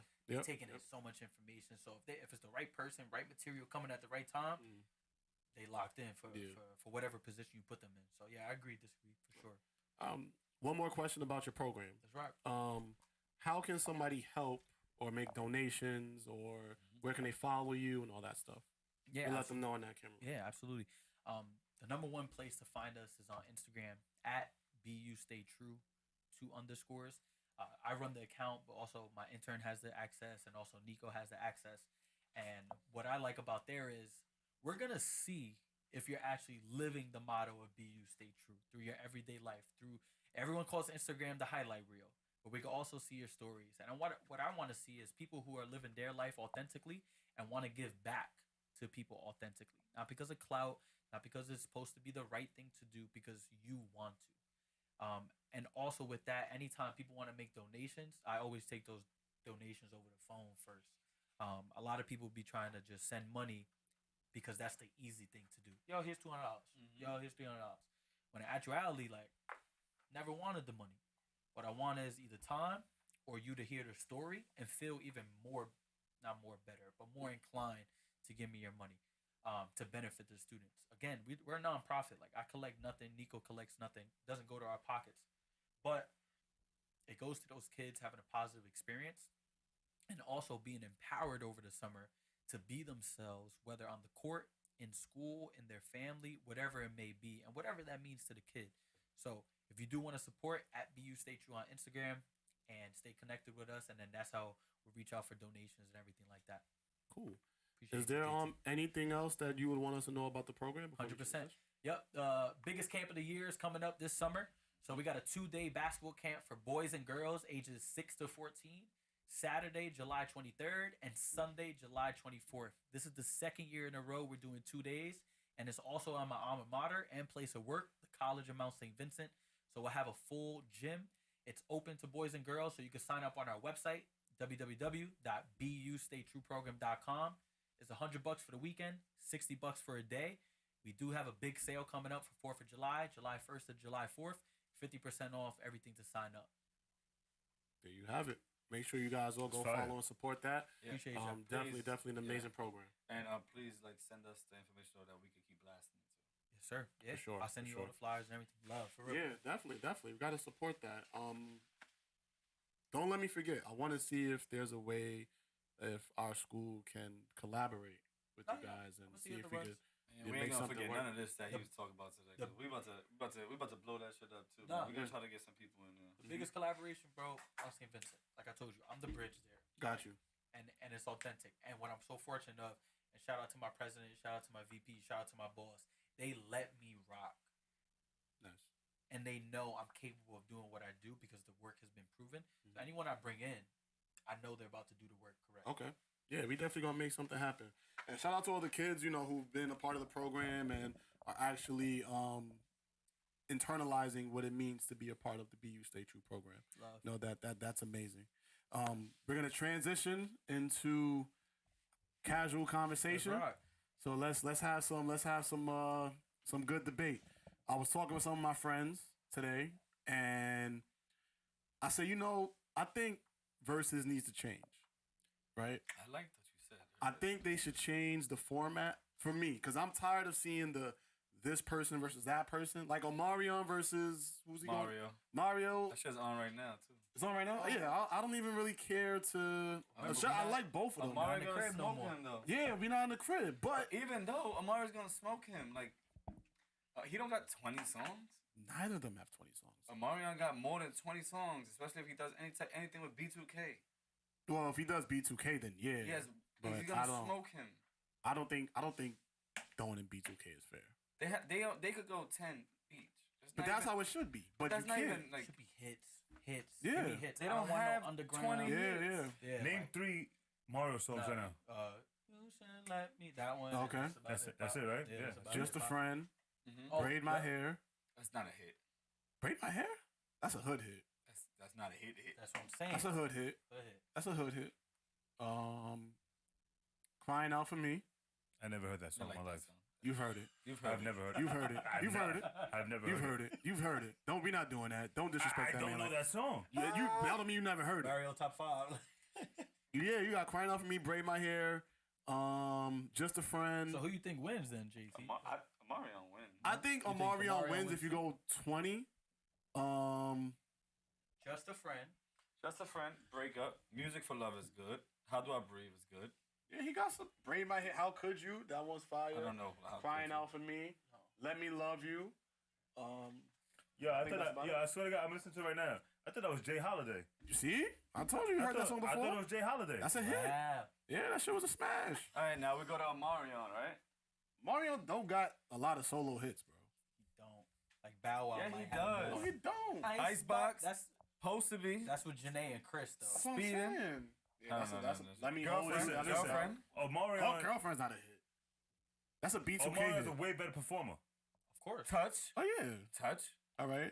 Touch is not better I'm than trying none of those those. nights. But high key, I heard that on the radio too. The verse is a big portion of performance and stage presence and everything like that Yeah. too. So into consideration, yeah, Mario is way better though. But I don't think that. I don't think that counts. I don't think people really give a fuck. No, it depends. It's song for Personally. song. I don't think Mario could play braid my hair anymore. He don't have long hair.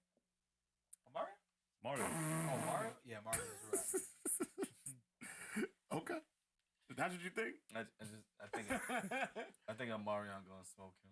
Look, we not even made. That's it. You No, can't- I went Entourage? over. I went over. Entourage is Be my entourage. Yeah, but that's That was a 16 down, bro. Wait, these aren't hits. All right, Speeding, nobody knows what that is. I don't know I what Get that It In, nobody knows what that is. Girlfriend, that's B2K. Let Me Hold You, all right, I'll give you that. Touch, oh, that's it. Nobody knows none of this shit. That's what I'm saying. If he don't get in the B2K back, he's gonna lose.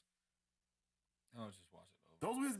I'm not watching it, but but like I was saying, so they should change it, and I think they should do like classic album versus classic album, with the artists going against themselves. So, for example, But what if somebody don't have two classic albums? Rock out, then rock out, rock Can't out. do then verses. yeah, they can't do it. There's they only do- there's then- only then- But people. there's not that Then many go to people that verses. have classic albums. You don't got classic albums, you get bumped to verses. No, there's not that many people who have multiple classic albums. I think we could. I think there's a lot of people. I think you underestimating that. But then, But yeah, after But it that- doesn't, all right, so it doesn't have to be. then- It doesn't have to be classics, but it could be good album versus good album. It's the artist versus themselves. okay. So as a J Cole artists versus fan, right? themselves. Go ahead. I had a debate with some of my friends. 10 songs, Forest Hill Drives or Born Sinner. Born Sinner, hands down, but yeah. Which one wins? Because Born Sinner got Born Sinner Forbidden is the best. Fruit, To me, Born Sinner is the Crooked best album. Smile. I think so too. But when I was having a conversation, everybody was saying Forest Hills Drive. I personally think He got it. Forest Hills Drive has good music for that moment, but I don't think it aged really well. I feel like Born Sinner is like fine wine. I can listen to it right now, and a lot of shit that he was talking about back then still applies. Well, yeah, that qualifies as the classic album if it could continue throughout the time. That's just my personal opinion. But then now, if you go 10 songs for 10 songs, Does it hold? I don't know. Because Forest Hills Drive got slap. Like, everything damn near is a slap on that one. Legit. But Born Sinner was just different, bro. That's my favorite J. Cole. Born Sinner is, and then Forest Hill. Yep. When he's sitting on the joint. I don't know. 10 songs each. Forest Hill's OD. She on D? I'm about to pick it. Let me see. Tale of Two Cities? It's hard. Dreams? Fireman Squad, Saints No Row. then- role models. Get off my Bro. dick. No role model. But this is the difference, right? This is the difference. I'm a J. Cole fan, right? So in That's Born why I'm Sinner, asking you. I know there's songs on here that I know vibe. that people just won't like. Correct. Because they don't hear it. They don't speak to them. Yeah, hold on. Like, I don't think there's Is there anything on songs Forest you Hills think Drive that that's Forest touching. Hill Drives that could be on the radio, like multiple, so like 10 songs that could be on the radio. On Forest Hills Drive? Yeah. Yes. Easily, yeah. Easily. But I don't even think nothing on Forest Hills Drive is fucking with power. I feel like the shit on Born Sinner. Born Center power Born trip. Center, is he was just. I crazy. just feel like Born Center, he was way more hungry. That's just. 100%. Yeah. That's just where it comes down to. Like that was the beginning. He needed to show y'all that he could rap. 2014. That's what makes it a classic. I'm not disagreeing with that. What I'm saying is, you asking like, It's like 50 on Get Rich. He was hungry. do Yeah, you like rap it different? Do you like this song? Ain't that some shit? Do you know what that is? No. Exactly. Yeah. One of my favorite songs. And a lot of songs on 50's Get Rich out also is mad fucking old. It's like it was out way before the Get Rich That I Trying album also. That's why, and I also said, Is she Get going Rich or by Die Middle Trying Days? or The I've Massacre. heard that one. Like Many Men, That's fucking like one of my NYPD, favorite LAPD. shit. Mhm. Those all mixtapes. Yeah, those all mixtapes. that was on songs. mixtape. Yeah. Because he was on Columbia at that time. Mm-hmm. But all right, so which one would you have, Massacre or Get Rich or Die Trying? Get Rich or Die Trying. Get Rich or Die Trying easily. For like You Get Rich or Die sure? Trying was Easily. also Get Rich or Pop Die culture. You know what it is? It is, but movie and all. Like, I don't Get Rich or Die know, Trying. man. So Get Rich or Die Trying. That's something you can like that out. We was talking about it today. Justin and I was talking about it today. Get Rich or Die Trying is an album that you can actually play in the next 20 years from now. Generation the generation coming up, well, and our age, will listen to that. Where if we're 50 years old, whatever it is, the generation coming up at 30 years old, at that time, and 20 years from now, will listen to Get Rich or Die Trying. Get Rich or Die Trying is one of those albums. The Massacre was originally called the Valentine's Day Massacre. That album, it was fire, but it was like 50 didn't have his touch as he had in Get Rich or Die Trying. So he was losing his momentum with that one. And then Curtis came out, and it was just That's when it just plummeted. yeah. But the Massacre went platinum also, because you know it's just the simple fact the promotion that he had, and people knew that Get Rich or Die Trying was a classic. But the Massacre is almost similar to Forest Hills Drives and Born Center. The Massacre had way more radio hits than Get Rich or Well, Die he made Trying. a video for every album, for every song on that album. did? Yeah, It had just a little bit. he made Candy a video Shop. for every song. You can find on YouTube every video. What was another one? Ski Mask Way. What album is this? The Massacre. In My Hood. I don't know if that was a classic. I felt like music videos have also lost touch. I'm supposed to die Yeah, tonight. it's not the I'm same. supposed to die tonight. That shit's Candy fire. Shop. Yeah, I don't know. Because remember, it's 10 for 10. 10 best records on Wait. Massacre, 10 best on Get Rich or Die Trying. Oh, you got intro. Well, Piggy Bank. now you think about Catman and Piggy Bank. That was Piggy Bank was one of the nice. biggest diss In My records of Hood. that I'm generation supposed of to that, die of that tonight. time. I'm supposed to die tonight was fire. Click it, Catman and Robin was clank. fire too. No, I don't know, fuck with man. this album. Out of Control. That was. No. What am I looking at? Yeah. All right, I got another one. Out of Control Part 2 is better though. Oh yeah. Well, you got Candy Shot. You got Ski Mask Way, Rada Music. What's this shit called? Disco Get in my- Inferno bitch, was on that. Bitch, get in my car. Disco Inferno. Bitch, get in my car. Yeah, Get in my I don't know if Get Rich or Die Trying wins that, bro. The Massacre. The Massacre got hits, bro. Just a little bit. That shit got hits. Even the shit with The The Massacre. Massacre. even the shit with Eminem, My Toy Soldier. That was Just my a little shit, bit. too. Mm-hmm. And they had Hate and Love It on that shit too. Nah, that's Damn, this shit was 22 songs. Shit had hits. Hold on, now I gotta. that shit came out. It just didn't stop hip hop That the shit way came out. Get Rich That or shit Die came out Trying. like an 04 or some shit like that. What was I in? I was definitely in IS. All right. So I was in middle school. So, Because Get Rich or Get Die Rich or Trying, of- Get Rich or Die Trying was leaked. The album was leaked in 2002 in November. Hold on, this is the But problem. it came out February 2003. This is the problem, right? Get Rich or Die Trying. You got What Up Gangsta, fire. Patiently Waiting with Eminem, fire. Many Men, fire. In the Club, fire. How All the Time, fire. How All the get Time up is and my, heat. that's my I can take up my heat. shit. If I Can't, boom. Every Back time down. I roll up. Back Down, Pimp. Like My 21 Style. Questions. 21 Questions. Don't Push Me was Okay, I'll give you that. that was That's it's only 16. That's it. You only get picked 10. Nah, but I like, get 10 nah, of that. That's better than Massacre, I think. I don't know. Nah, but like it's I think there's 10 of that. I was that's thinking better than because Massacre. the thing is like the Get Rich is a classic. Yes. Yeah, okay, I want to take it away from that, but now it's like now that we're talking about it, and I'm starting thinking about it. Yeah, the Massacre has a lot of fucking hits that can be played on radio that many people that is outside the hood that actually know the songs. So could Get Rich or Die Trying. But yeah, Get Rich or Die Trying is like it's not hitting the same. It's not hitting the same I as think it's classics. hitting. I It's not think hitting the it's same. It's not hitting the There's same. no way y'all telling me that if What I Up Gangsta understand. comes on right now. You're not that nobody knows. Nobody's gonna like that shit. Or patiently waiting at that. Many men. Pop Smoke. It said favorite there were song, Guns Many come Men. out. Guns come out was on the massacre. Yeah, but that's not hitting. Like, Oh, it's hit, yo, bro, it's hit. It's actually. I'm not gonna lie, it's just hitting hard. Guns come out. You know what Guns Come Out is? No. Thank you. Y'all niggas know. I know what up, I know what you're talking about, but that's what I'm saying. The masses don't know But no, what he Guns Come. he listened to the album. How you know what he No, did? I didn't. See? I listened to that one. I can tell though. Red joint. Yeah. Get Rich or Die Trying. The red one. Yeah, the red one. Get Rich or Die Trying. But I'm just saying, like most of How these old were you songs. when the album came out? Nigga, I'm 26 now, so 2004. I was probably 4th grade. Think my mother let me listen to it. But you did. After the movie came out, yeah, tapped in. All right. What about My Beautiful Dark Twisted Fantasy or College Dropout? College Dropout. I'm so appreciative of the change in Kanye's style to My Beautiful Dark love Twisted that album, Fantasy. bro. I love it, Can you pull up those two? but you have to honor College Dropout. College. Bro, I'm going My Beautiful Dark Twisted Fantasy because Kanye said that was his best album. He said that was his perfect album. We gotta look. The Bro, Dark My Fantasy album, that album is he started speaking about that he was able to be himself in this album because everything was like was an image that they wanted him to be. All of this shit are smashes. Dark Nah, these are all smashes. Dark, It's OD. All of the Lights, So Appalled, Hell of a Life. I don't know what that one is. Gorgeous. All of Lights. Runaway. Dress. Devil in a New Dress is fine. Blame Game. I love that shit. Power. Monster. That's what Nicki That and went crazy. Runaway. Bro. Those How much is well, that? right? So 1, 2, 3. All right, how many you got out of this? I'm gonna let you be the judges right now. Me? Yeah, you. Oh, okay. 1, 2, 3, 4, 5, 6, 7. 7. 7. Yeah, I'll do 7 for me Okay. personally. How many you got there, dude? You want to count? He's still picking up. I'm going 1, 2, You may have not. 3, 4, 5, 6, 7, 8. I'm going 8. I see 8. I'm going I see 8. Let's rock. I'm going 8. Kev, you want to see these or you can? Yeah, I want to see those. Doc, I can't put it all the way over there. Just put it up on.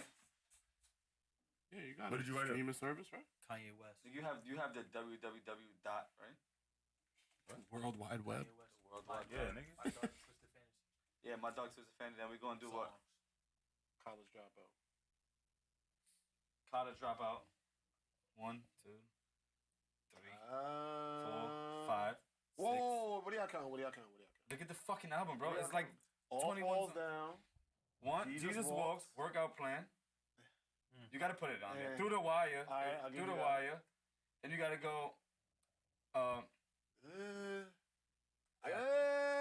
Family got- Business. I got 4, bro. You don't And like Dark- Graduation Day? In Dark Twisted Fantasy, I got Slow Jams. in Dark Twisted Fantasy, I got 7. I don't see I got 8. 7. I got 7. Yeah. I don't see 7. 8 on I College don't see College Dropout. Dropout not doing it. I don't know. I'm telling you, yo, you go through them lists. 4, 10 songs is tough. Slow Jam is so heat. 5. I would put in We 3, Don't Care. 4, Family 5. Business was tough. Family Business. I'm saying like you. Family got- Business was So tough. All Falls Down. Jesus Walks. Workout 7. Plan. You got to put Through the Wire. That's 4. You got to put 8. Family Business. I got 9 on College Dropout. 9? Exactly. Good. What? I got 9 Exactly. on College Dropout. Graduation Day. Not 9 Slow bangers, Jams. though. Not 9 competing with the 7. Yeah, I don't know if they compete with.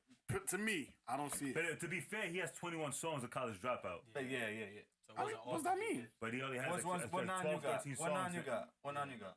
I got go up. I got Graduation Day. Mhm. I got All Falls Down. Mhm. All right. I got Spaceship. Mhm. I got Jesus Walks. Okay. I got Workout Plan. Okay. I got Slow Jams. Uh-huh. I got Breathe In, Breathe Out. I don't know which one that one is. Through the Wire. Mhm. That's 7 for me. Those It are my was, 7. it was only 8. It was 8. It was 8. Those are my 7. No, No, that oh, was he his said 8. That was my 7. I got 6. What you got? 1, 2, 3. Workout. I mean, I can give y'all Workout Plan, I guess. 4. That would hit in a verse. That's what I'm saying. That would hit in the Slow verses. Like I could Jams. listen to this album straight. I see 5. I can listen to it Easily, straight. I can listen to it But on straight. the verses, when you gotta perform, Spaceship 6. I we see gotta 6. perform. We got You don't fuck Graduation then? Graduation is fire. You don't Family Versus, but Business? it's again versus My Beautiful Dark Twisted Fantasy, bro. That album, But like I said, that album only has like different. it only has like 14 songs, so it's kind of like you got 21 songs on this, so you have a bigger selection with this, so it's just kind of like 13 songs. I don't think it make a difference. You only picking 10. Yeah, I agree with that too. But my Beautiful Dark Twisted Fantasy album, that shit was like, when that came out, that shit was life. Yeah.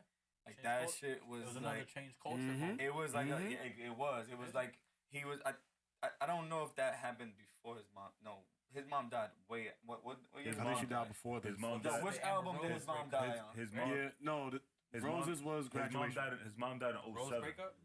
Oh No, no, the Rose breakup. This I is don't know. about her, no? I think so. I think so. This is all I love think songs. so. Street lights on it?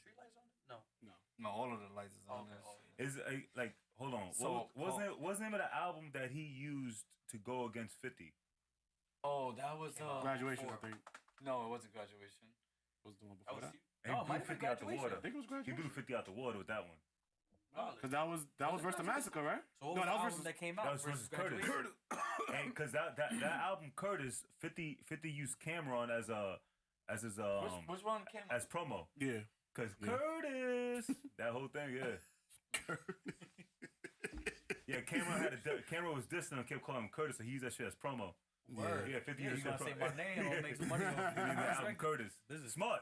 Nah, this album is one. So the crazy thing is, like, before the Lloyd Banks and whoever the fuck they trying to pull out right now, I was listening to Lloyd Banks. That's why we started listening to that shit today for no reason. Like that G Unit album.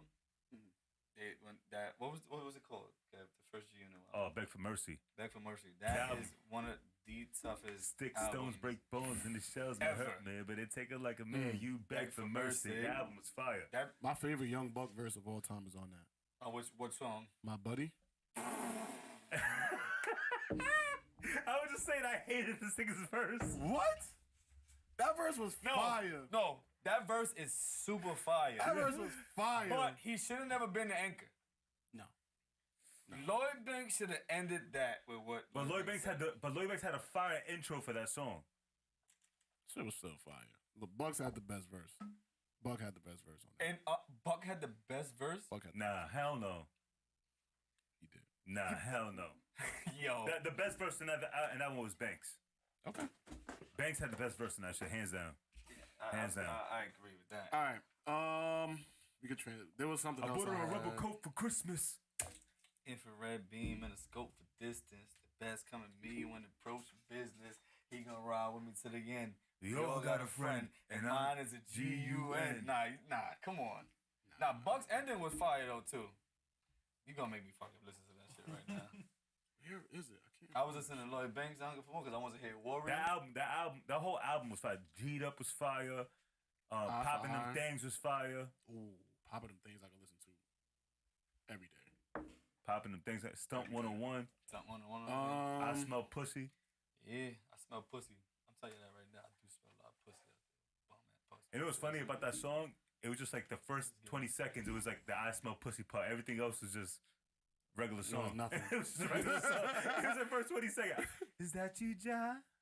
How do y'all feel about Jay-Z's Bitcoin Academy receiving a lot of criticism from the people of Marcy Projects, saying that this is not what they need in their neighborhood because there are other problems that need to be addressed?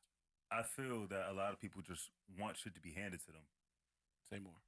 I feel like people just want shit to be handed to them because they see that Jay-Z became this billionaire and everybody wants a piece of that pie of like him being a billionaire. It's like he's giving you the game so you can earn your own fucking money. I mean, I think it was a great idea, you know, and basically use Marcy Projects as his neighborhood that he grew up in as basically giving back. And then from there, that shit can elevate as people see that thing starts to progress, that it becomes a bigger thing. But people want the easy way out.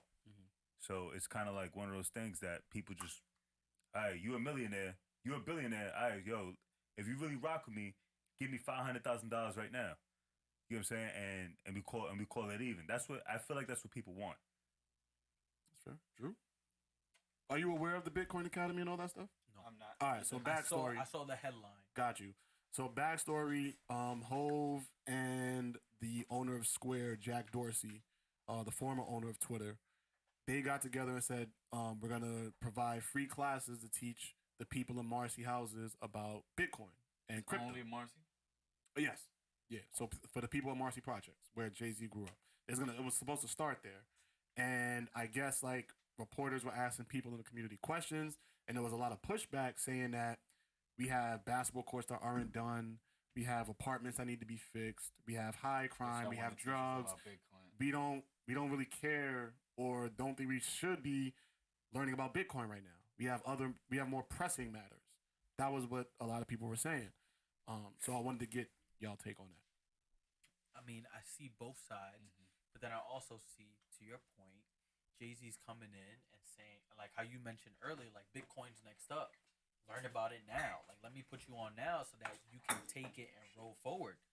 But I also see on the other side, and usually that happens too, is like people want to help but aren't aware of what's really needed because they're not there. Right? So like when we think of like how people get funding for schools or for programming, people usually just send bread that go to the wrong thing when actually we need this. So I think that's probably why they're so upset. Is like, yo, who told you to bless us with this when we really need like heating or cooling, whatever it may be, or a new basketball court? So I can see both sides. I think the criticism is very unwarranted because if someone wants to give back too, he's right to give back how he wants to. 100%. And it's also authentic because he's giving back to his own hood. So yeah, I see both sides. It goes back to what I said before in our previous episodes that people do not want programs. Kids don't want programs. They don't want programs. It's like we had programs growing up. Kids never attended to it. You know, very few out of like 100 kids, probably like 15 to 20 will attend. We've attended it more You know what I'm saying? than now, though. Because it's different types of programs. Like it's multiple programs coming into one now. So, but it's like one program. Kids are not. It's not. You give it to 100 kids and maybe 10 to 15 will attend. You get what I'm saying? And then the rest is not going to learn anything. You know what I'm saying? So it's one of those things that if you make multiple different programs, they have like different genres that people are going to attend, and you probably have the whole neighborhood attending at some point. But yeah, it's just I feel like I said, it goes back to what I'm saying. People want a handout, you know. People want their hands out. It's like you made this money. You have access to all this. They want the easy way out, and they can learn from that. You know what I'm saying? But I feel like it's a great idea. It's a great idea. Yeah, next up. We don't got the money, right? But we renovated a couple of basketball courts. We got a whole field fixed, man. It's not even about the money. You know? I'm willing to give it to the people for free, like the classes. I mean, you get onto the Patreon, whatever it is. I mean, I'm willing to give out the crypto classes and everything. I'm willing to do that, but you know, it's just you're giving too much out right now. But nobody wants to do it. Pay for that. But yeah, that was really good. I like that. I like that idea. I actually do like that idea. We could definitely shoot that. Yeah, I like that idea. We can shoot that tomorrow. But like, I'm with him. Like, I understand and I don't understand it. Like, yeah, like, and Kev, like what Kev's saying is true. Like, people do want more than what they get, and just because I'm not giving you basketball courts, I'm trying to teach you this. Like, it should be like like. Take what I'm trying to give you this because I'm trying to get you out of here. But some people don't want to take it. And I see their point too. Like, why the fuck am I going to learn about Bitcoin when I ain't making no money, but I just want to be outside trying to get a scholarship for myself. Like, and I can't play basketball. Like, you see it from both sides. Someone said, I'd rather learn or do FanDuel than learn about Bitcoin because they can get their money now. Correct. But you got to be good at that, though. The quick, instant gratification of FanDuel is what attracts those people to it because it's a quick money grab. Mad people been hitting me on the side, like, oh, Drew, tap in. And it's like, that's how you like to get your bread, but me, I like to actually like work hard. Not throwing it down. You don't do FanDuel? Nah, bro, I'm good. Like, I'm going to send you a link. Just log in so I can get my fucking 50 That's the thing, too. Like, I'm a big wrestling fan, bro. And now FanDuel's in there. DraftKings is in there. And now it's taken away from my entertainment because now it's like, I know who's going to win, but just to make the bet, like, I'm going to put it on who should I disagree with that, though. You want to know why? Because, like, I don't like watching certain things or certain teams, certain sports. But then when it I be lit. put it in, I'm watching it for a specific reason. And now I can sit down and enjoy it probably a little bit more than what I did if I'm home not watching it. I agree. So I agree to I that disagree aspect, with that though. Like Yeah. it's like I don't know about if you say yo, I don't what wrestling like Yeah, like WWE. WWE, yep. Oh okay, I thought you meant like wrestling like Oh, amateur, no shot. with like with the niggas with the leotards. Yeah, no shot. but if you say yo just bet on this dude now, I don't watch wrestling right. But if you can make money, If I can just watch it and it gives me like a little bit of enjoyment because I know that I'm gonna make some type of money off of it, or I might not, but it's just the thrill of it for me. I definitely agree to that point. The thrill, right? That extra. Like when you bet on a game, it's like I really gotta watch. Yeah, Either to exactly. go talk shit to whoever didn't bet or whatever. But to your point as well, it's like, should we teach people how to do FanDuel? I see people on the gram. They always on the stories like, "Yo, lock in. I'll teach you." I see it. Give me 20, whatever. Is it? Is it a long-term thing or is it just the next fad? No, betting will always be around. Yeah, that's not going anywhere. But Betting I always feel be like around. betting has probably cost our community so much money that we don't even. What they made? New York made like a couple of billion First in like day. a month. First day too. First month as well. Of people not knowing what they're doing. Yeah, Like bro, it's the easiest money in the world, yo. for them. For yeah. them. But again, in So you don't watch moderation. the niggas with the leotards? Nah. John Cena, my dude. Favorite wrestler of all time? Triple H. You like the heel? Yeah, man. He was more entertaining. Triple H all the way. I don't think he's the best heel of all time though. Nah, What is a heel? Perfect education. Go ahead. You could probably basic explain term. Yeah, heel basic term is the bad guy. Oh, Yeah. okay. Yeah. Villain. The baby face is the good guy. You always want to have a heel versus a baby face, because then you have an emotional connection Oh, so Kurt Angle was a babyface. through points of his career. But then when he went as a heel, he became a heel. He changed his whole dynamic. But to a certain degree, you may like the baby face because Triple H he's a used to be Hunter courageous- Hearst Helmsley, and he was like this, like little British dude. yeah, British dude. But he was a heel because he felt like he was better than everybody because he was born in Britain. Meanwhile, he's from Connecticut. But that's the game. Oh, That's you why- know, you know. No, I'm locked in. Oh, I don't know. Yo, they had real shit. They had a conversation about this shit like a couple of months ago, and I was just saying it like this, like I That's love why, that's why wrestling. John Cena is one of the biggest baby faces. Everyone can relate to him. But see, I hated John Cena because I feel like they tried too hard to make him a character that he probably didn't really care for. Which one, the Thugonomics? Yeah, I didn't like that. I didn't like that. Didn't he come out with an album? Yeah. I got it in my crib. I didn't like that shit. I No, bought. don't send me none of that, nigga. I bought Do the not Rock's He send got me- album. top 10s on there. Don't send me none of that. I'm good. You think it's better than the Rock's album? Rock got an album. Wow. The Rock got an album? Hold on. Yeah, he We made that got- one song. Nah, he got a whole album. We're gonna have to do a Something John about Cena versus pie. The Rock album. Yo, Versus- versus There we tap in. go. I'm about to look it up right now. Nah, John Cena versus The Rock album. Who are you picking? Who are you taking right now? I'm gonna get the other one. John Cena versus The Rock. The So versus. you got The Rock. I got the Rock. All right, John Cena. You start singing about pie. It's over. See, that's nuts, It's bro. over. Cena really rapping. It's over. Oh, maybe let me see. Oh look, WWE The Rock Pie album. The That's Rock nuts, bro. Pie. I ain't buying no pie album. I told you. What, you don't like pie? No. You don't like Poontang pie? Pie. He's not being that. What you talking about? Oh, Nigga Mike has had been 3 one- songs. Oh, okay. 10, 13. Oh man. Yo, if you know any of these songs, I'm gonna be upset. Nah, this is interesting right there. My time is now. All right, but what about the Nah, rest? it's over for the rest. It's over. Yeah, man. Shout out to The Rock. Damn, that's crazy. John Cena really got a 17 song album. He'll be back next Monday. He's coming on Monday Night Raw. I hated that John Cena character. Thugonomics, rapping, I Jersey. just didn't. It didn't feel authentic. It didn't. felt like they were like, "Yo, do this." Backstory: he was about to get fired. They went overseas to Afghanistan. They had a show over there, and Mr. McMahon, just fucking around, was like, "Yo, Cena, rap." He busted out a verse.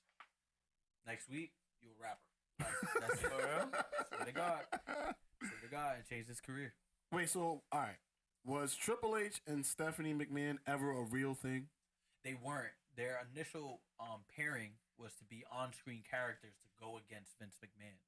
While they were doing that on-screen, They started fucking. turned into a real off-screen type of thing, and got married and all that. So now so that was real. the on-screen, No, the off screen, they was really married and all yeah, that. legit. They got married. They got 3 kids. Stephanie just got promoted to the CEO of WWE because Vince had to step down. But Seen that. What were the allegations though? dude, yeah, like the allegations is that Vince had a sexual, consensual relationship with a WWE employee, like a former like wrestler, I believe it. but paid her off with $3 million not to say anything. You remember when he went up to What's up? what was it? What was it, dude? What was fuck with the dress? He said, "What's up, Booker T. my nigga?" Yeah. And Yeah. what was it? Yo. Everything. He said, "Yo." But you look like at this. that. You look at that and you say, "How did that get approved?" Yo. You got your white CEO doing that, and I'm like, "That's nuts." Shit was Never crazy. passed now after 2010. No, hell no. Yo, One of my favorite episodes was when Stone Cold beat the shit out of Booker T in the supermarket. Yes, classic. Oh my Oh god. my god, yo, he Classic. beat the shit out of him for like 15 minutes. Entertaining. Just beat the shit out of him. Nigga hit him with cucumbers jeans and all short. that Yeah. shit. I didn't even see that one. Yo, Nah, it's like that shit was a everybody classic, saw bro. that I shit. didn't see it. Monday Night Raw is the longest weekly episodic television show of all time. Over No, The it's not. Simpsons, over The Friends, over Jeopardy, over everything. No, it's not. Because what's that shit? General Hospital. I'll put it up. General Hospital was around for like 85 years. No way. 85 years? 85 is- that's mad Is it new though? Is it new? No, it's episodes? old. Yo, I That's don't what think I they I have don't think the episodes TV's every been day. out for 85 years. Yeah, new I don't think episodes. TV's That's been what out I'm for saying. 85 years. New episodes every fucking Nah, day. Yeah, General I'm willing to Hospital put was that up. crazy, bro. I'm willing to put that up. General Hospital was crazy. But you know why it might be different? Because General Hospital is a daily show and Raw is a weekly show. Okay. Maybe longest episodic daily show. Yeah. Oh, okay. And then That maybe might be- Raw Oh, my is- nigga, Is this it shit's longer? still Hold on, on. bro. Is longer than Law and Order? Way Hell longer yeah. than Law and Order. Law and Order's been out for years. Way Nah, lo- General it's every Hospital, day, bro. bro. If it's Christmas here, it's Christmas in the fucking show. Yo, General Hospital was crazy, bro. I never Every even heard of this day. show. You never I felt heard of like General as a Hospital? kid, No. staying There was a home from few of school, those I like seen soap this shit. opera stories that was going on during like a lot during that time. How That's do- how I see Grey's Anatomy. I'm like, yo, bro, they still going. Grey's Anatomy. Bro, Never even it's watched that fucking shit. season 59. 59. Season 59, bro. What year did it People come die out? and come back. 59 years ago. I don't know, nigga. Season 50 fucking 9. 59. That's crazy. That came And out in season the 40s. 59 has 179 episodes. What That day shit is it? came out in the What day 40s, is it? bro. Can you Google what 23rd. day is it today? Of the what day is it? Like the day. We day. might be on the 100th and something day. It's what day is today 'Cause we out, about- out of 365? If it's 179 or 78, that is. That's how It many episodes. should That's be how many episodes they are. 160 something, I think. Cause we over. It's June, so it should Oh, be yeah, over three- one. yeah, We're three day months. number 174. They had 100 episode 170 motherfucking 9. Nah, that's nuts. They probably had we're a weekly, special. We're weekly episodic. WWE. Oh, yeah, okay. That's nuts. Okay. New I just thinking content wise, like new Bro, content. they Always got a literally job. like when like if there's something happens today, they do like it's literally like tomorrow's Christmas. They have a Christmas episode for tomorrow. I'm just thinking content, like edit. Like produce, you everything. gotta go. Gotta have a lot of ahead writers. of that shit. A lot of writers. Yeah. Gotta have a lot of writers. I could never. That's dope. Hey, I didn't know no, we my talking about bad. this. Oh We're- yeah, I we're fuck in with day- wrestling. We're in day number 172 of 365. There are Yeah, 193 days remaining of this year. It's not a lot of time. It's not. Not a lot of time. Got shit to do. I got my last wrestling question. Top 5 finishing moves. Stone Cold Stunner. Rock One Bottom. number in order. In Oh order. man, all right. Let's throw it out there though. So go ahead. You like Rocky? All right. So and Just one. We'll keep number going. order. Nah, I don't. I'm not in Razor's this. Edge. The Razor's Edge. Classic. Alright. I'm going Shawn Michaels Super Kick. Oh, Hold on, I'm no, going he's- Rey Mysterio. Oh yeah. Whatever. Oh, the fuck he- 619? That's great. The turnbuckle shit. I don't know what The, it is. When he jumped through the ropes. Oh Yeah. yeah, that's fire. Razor's Edge. That's Go ahead. You I'm go. gonna go finishing move. I don't want to be. nah. Go ahead, rock. I got Rest in another peace, one. I Razor got one Ramon. more. I got one more. I'm gonna go to People's Elbow. Ooh, okay. I got one more. Go ahead. Go. Super Power Bomb Who's that from? from Diesel. You really picking a class? Who you got? Nah, that's the class. They ain't call it something else like the jackknife. The or something? Jackknife Power Bomb. Yeah. Mm. Also, just being mindful, the elbow drop is a signature move, not a finisher move. You said Rock finishing. bottom. Rock bottom. Rock bottom was Rock bottom's finishing. All right, what you got? nah. People's elbow was a finisher. Nigga, No. nobody's 1, 2, 3 after the people's elbow. That's not They true. do. They do. No, he take out the joint, he throw it, boom, boom, boom. 1, 2, elbow. He get back up. He wait for the rock bottom, and then he rock bottom. All right, so let me think of a Signature move. Oh, you got to get 2. Go ahead. All right. Oh, I got one more. That's all. This is my you're last not one. I honoring think. rock bottom? He said, No, we not. They said we can't. No, do he it. can. yeah. I'll give you rock. No, bottom. no. I'll switch it. I'm gonna go. Well, we gotta throw Taker in there. Are we doing the tombstone? We doing the choke slam? Ooh, you can get both because those are gone. Oh, the choke slam from hell. Yeah, you could do that one, Listen, I'm doing or the tombstone. Tombstone. Tombstone. Yeah. Oh, no, I'm good. I'm going with my man Jeff Hardy. Swanton bomb. You Jeff Hardy, dude. That was me. That was me. I didn't even. What about the cripple crossface? Shout out Benoit, yeah. Shoo. Or the frog splash. I actually Guerrero. tried that at somebody on a fight one. What? So what? Oh, you did? I tried the cripple crossface at somebody on a fight. Yo. That shit hurt. What you got? I'm gonna go with the Walls of Jericho. Classic, Go with the yeah. Walls of Jericho. That's gonna be That's a one. good submission. Yeah, we didn't pick any Yeah, I'm gonna do that, and then I'm gonna go Goldberg, the jackknife. Oh, hold him. Wait, hold him in the air and then Oh. slam him. We'll go with That's that. good Those gonna be too. my 2. Walls of Jericho and the jackknife. That's solid. Y'all got more because I'm done. Nah, we got solid. That's solid. You said Shawn Michaels. Shawn Michaels Pedigree. super kick. Oh, Pedigree, I got shit. to honor. And then rock bottom. That's my childhood right there. Nobody said the stunner. Stunner. I Oh, said yeah, it, you did. You started with Honorable that. mention, Yeah, Like you said the classic, stunner. you got to honor that Honorable mention. as like the number one. Like there's a stunner for me. There's a stunner and then a gap. Hold up, but they got the stunner and they got the diamond cutter. But the diamond cutter's from The arcade. yeah, for It's Diamond Dallas Page. yeah, Diamond Dallas Page for WCW. But Randy Orton took it and it's the arcade. Yeah, you gotta do So the you don't arcade fuck with one. Mr. Sacco? Oh yeah. OG. Soccer. OG. That shit was bad. What about the fucking you could throw in the Rakishi shit?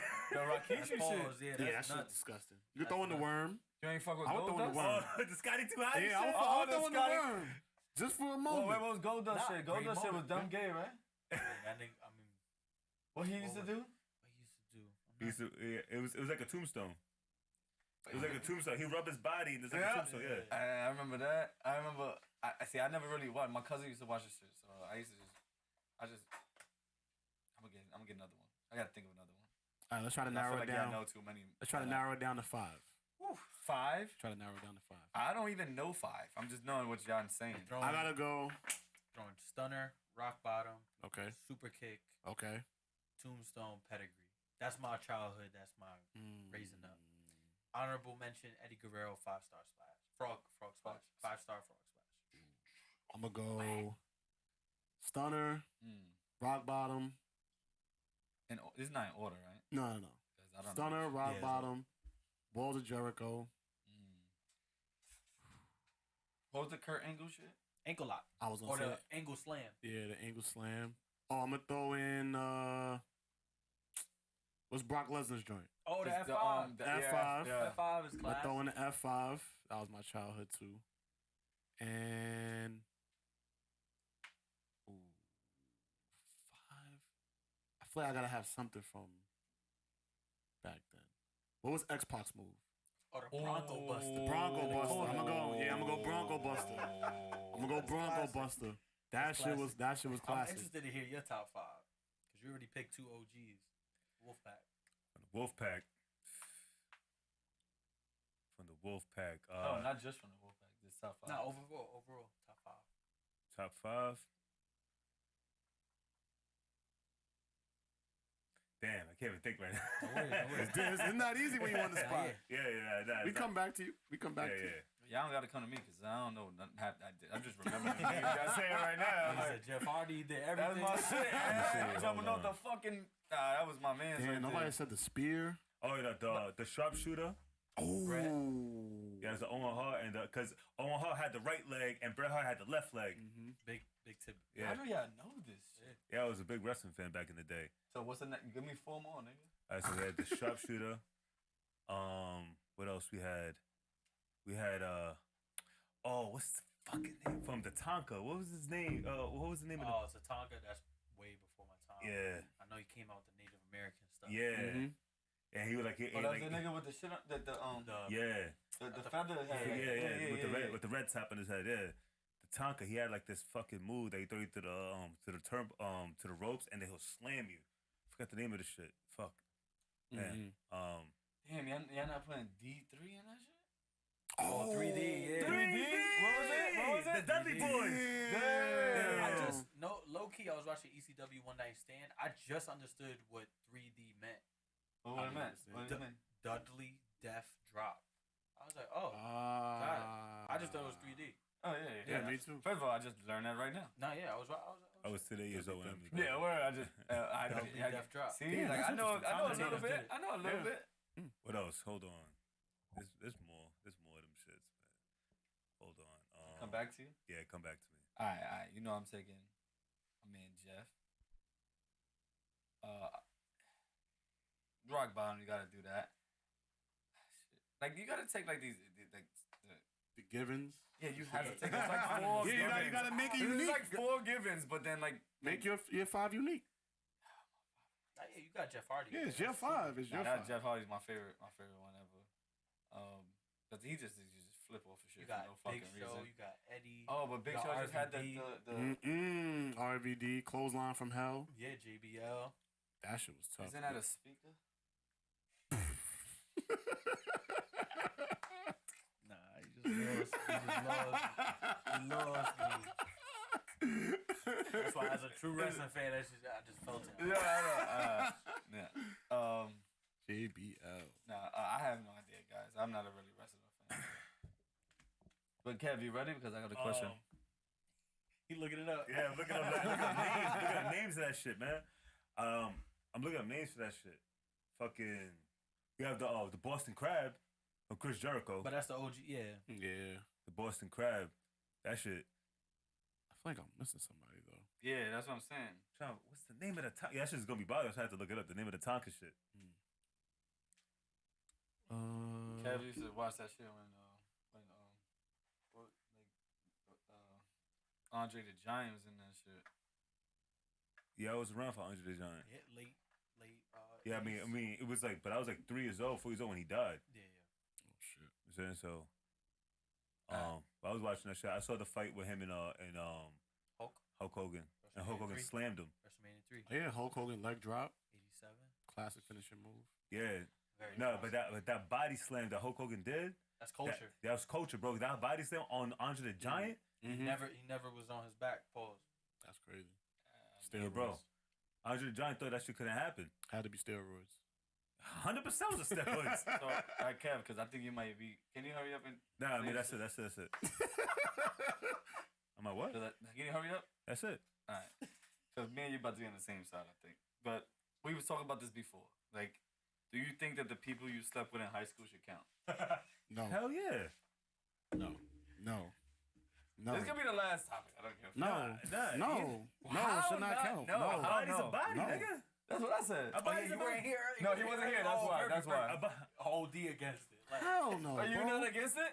no, You was like, against it. You, Hold on. you made your Hold point on. when you said I penetrated you. That's my body. Like, Are you just saying that shit because you was your high school sweetheart, nigga? No. Actually, has nothing to do with it at all. seriously. What type of question is that? Nah, because like I'm just saying because that shit counts, nigga. How does that count? It counts, nigga. If you clap 5 joints in high school, and then you and as an adult, right? That means so you trying to say you only clap one girl your whole life? No, what I'm saying is, first of all, if I'm 40 years old, I'm not gonna be walking around, yo, I clapped this girl when I was in high school. Nigga, no. I was in high You was in school, high though. school, bro. You still claiming that? Yes. No.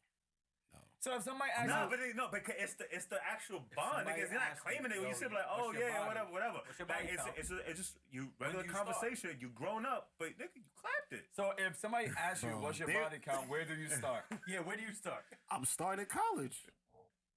I'm starting when I'm an adult. I'm not, bro, middle school? You got people claiming bodies from middle school, bro. I was fucking in middle school. I'm not claiming that when I'm a 30-year-old. But if you lost your virginity in middle school, nigga, you lost your virginity in middle school. That All right, shit and counts. that's fine. But that That's counts. fine. Alright, But I'm so not gonna be walking around saying, yo, I clapped this girl when I was in PS72. That shit sounds So crazy. You only That's count it if you crazy. lost your virginity. Yeah, all right. The virginity is a wait a moment. minute. The virginity is a moment, right? So wait, And then you become an adult. So the virginity is the only one that counts. That's your virginity, yeah. depending on the age you are. No, or what? you lost your virginity whenever you lost So it. then, when do you start counting it? When you become an adult. What time? When is 18. that? Oh, preference. It's all right. Like I said, statute of limitations. What if you're 21 in high school, if this is 20 years later, What if you're 21 in high school? all right, after 20 years, it shouldn't count. What if 15 you're years. 21 in After high 15 school? years, it shouldn't count. After 15 years. After it 15 count? years- Is the statute of After fi- limitations to yeah, this shit? after Yo, 15 there's a years, couple that's of y'all it. The can't statute count of them off. limitations to this shit? After 15 years, you can't claim that, No, bro. it can't be a holden. 15 years? You can't call me a holden. Bro, That's it. 15 years. The statute of limitations, you can't hold me Yeah. accountable. After Can't- 15 years, you can't, Nah, you JT, can't you making claim up that, rules. bro. Yeah, you're going crazy. That's insane, bro. That's fine. There's no way How you old get. am All right, hold on. That because you know how I'm not a holden. men give each other points, right? Now we having a real talk. If you claim you clap, whatever. Oh, you get I respect that. You did that, right? If you saying you trying to get points from when you was in middle school for what you and Shorty did, no, you're you're not not claiming getting the that. points. No, You're that's not not claiming about the the points. points. You're not claiming the points, but it's like when you. So then it don't count. Wait, no. What are you talking about? Is he not If claiming- I shoot a basketball and it doesn't go in the hoop, it don't count. But my shit But it's went on in my the record. hoop, nigga. It's on my record. So therefore, it don't count. It went in the hoop. No. It's scored. on my record, nigga. Okay. It's concealed. Okay. Concealed. Dismissed and sealed, nigga, but it's there. You done it, but you can't hold you accountable for it. So your But it's done. so your championships when you was younger don't count. What I'm saying, Bill Russell's championships are not You looked trying at to the say same Zay's right now. basketball shit doesn't count? You might have an They argument. not right looked there. at the same right now. He has a picture and When fucking Julius Applebee's. Erving stats in the ABA are not looked at the same right now. Might have an argument Well, there, that's a good JT. argument though. But Joe Namath won the first Super Bowl ever. Nobody gives a fuck. Nobody gives a fuck. he don't know Because he what did he's that talking about. 'But he 50 did it. something years ago. But he did But he did it, But he did it. and you still saying it because he did it. Okay. I guess Bill that's- Russell don't walk around talking about He does walk around. I got 11 most- of them, I right? got 11. he wears them. All right. But that he's saying But he nobody got. gives a fuck. Nobody gives a fuck. Because he was playing against male. And that was 75 years ago. Nobody cares. That doesn't mean that I'm not better than you. It just means you still got it. It's No, a it stat. don't. You That got it. was so long ago. Nobody's claiming that as like, It's all a right. stat. It's a a stat. stat. It's All right. definitely a stat. All right. Games played. Games played. Games played. Games played. They honor it. Nah. You gotta honor it. You gotta give it. No, I like, don't. Nobody. Nah, erasing of bodies is nuts, JT. Like, Yeah, you can't just erase bodies. All right, 15 all right, years, all right. you You can't No, erase it. There might be but- some bodies you want to erase. Like, No. damn, why did No, I no, get see, you can't do that. Either they all count No, or no, no, they I'm don't saying count. that no, Can't do that. No, You what can't I'm- pick and choose. No, All right, go ahead. I'm what sorry. I'm Then finish your saying point. is there are some people, but like, yo, damn, I wish that never happened. I wish I never fucked you. All right. I'm not taking it away because I already fucked you, Okay. but that still counts. No matter You what, can't it say still it counts. didn't happen. It happened. I'm not. If I'm you just got saying. your dick wet, it happened. Exactly. That's it. No. There's statute of limitations no to what? fucking. No what? No what? what? That's no like what? that's like saying. No what? No what? Does it count? Is the question. All right. Technically, yes. Technically, Bill Russell won 11 championships. You about to say Bill Chamberlain? Even Will Chamberlain. Will Chamberlain won 2 championships. But those championships aren't looked at the same as Michael Jordan's 6. Yeah, but that's because he's a new. Because when Michael Jordan won, it was a different situation. In middle school, if you hitting a chick in middle school and then hitting her when y'all in y'all 30s is 2 different things. It's looked at 2 different ways. Agreed. We're not disagreeing with you with that. But that's what I'm saying. No, I agree with you, but it still happened. If the tornado happens today and we got flooded, and this was our first day in here, but the tornado happens in 10 years and we get flooded again, it happened the first time, so it still happened. It's still there. Everything still happened. Shit still got wet. Everything got wet. You still came, nigga.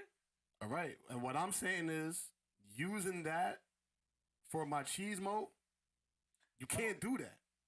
As a grown man. That's what I'm saying. You a grown man saying you agree clapped with Shorty you. when y'all was in middle school, bro. I still did You it, don't though. get no points for that. I don't want the You points. don't I'm get saying no it points for that 15 happened. years later. It All right, and happened. that's fair. It happened, yes, when y'all were kids. But it happened. Can you do it again? Possibly. Okay. Oh yeah, see Most can't. Oh okay. Most Saying most can't? can't. Most can't. Yeah, don't Most ask me can't. that If question. you lost your virginity in middle school, most of y'all probably can't smash those chicks right now. It happened in middle school. You looking right at the It happened in middle school. Huh? I'm sorry. No, you good. Look at the camera. I don't know, man, because it's like girls have a way of like fucking, doing shit, and try to keep their body count low. So if They might fuck you again. yeah, they might fuck you again They won't. just because. Try it. Just because. Try it right now. Call one. Call one. Call him right now. Call him. Call one. Next one, Jay. I'm just saying, because we let's take the pod to the next level. We can call one right now. Let's see what happens. Nobody want to do that? I'll do it. Call. You want the aux? We got the plug. No, you can actually put your phone to the mic. Who you want me to call? Call whoever you want. What time is it? I'm not doing that right now. Okay. Yeah. We got to get a woman's perspective, because this is crazy. Men walking around claiming Claiming claiming 12 bodies and for unders. 15. Yo, that's fucking insane. Claiming stuff that you did at 10, 12 years old. So just because it That's happened. like saying we dated when we were 15. We did dated when we date, were man. 14. We You were dated. not my girl. We were just kids. We wasn't doing nothing serious. Yes, we was. So you was in a real relationship when you was 14? 14? No. Okay. I said no. What? I said okay. But you were in a relationship, were you not? At 14? No, I wasn't. Okay. So you never had a girlfriend when you was in middle school? A serious one? No. No. Did you have a girlfriend when you was in middle school? Yeah. So then you had a girlfriend. I didn't even like her. Okay. But you was in a relationship. You just said that. I said a serious one, no, right? Then I, No, it's a relationship period. It's no were you in a relationship? Okay, so if you want to talk about that, sure, yeah. Okay. All right. What was your point? Just saying. So I could claim I was in a relationship with a girl that I was in the 5th grade with? Yeah. Okay. I- Okay. I said okay. Okay. If that's what we doing, okay.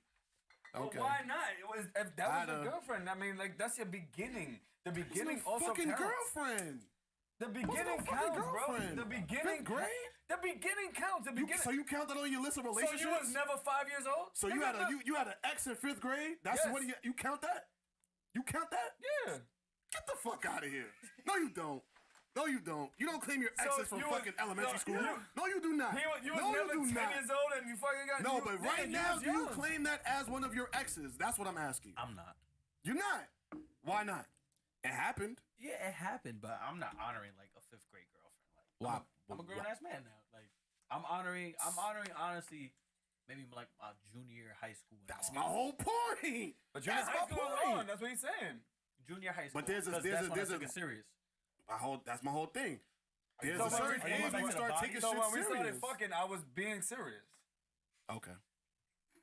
I'm not just. I said okay. I said okay. You don't fuck like we just like hey we gonna fuck and not be serious. I'm like Alright. fucking 13. You was in a 14. serious relationship too, right? No, I wasn't, but she was. Wow.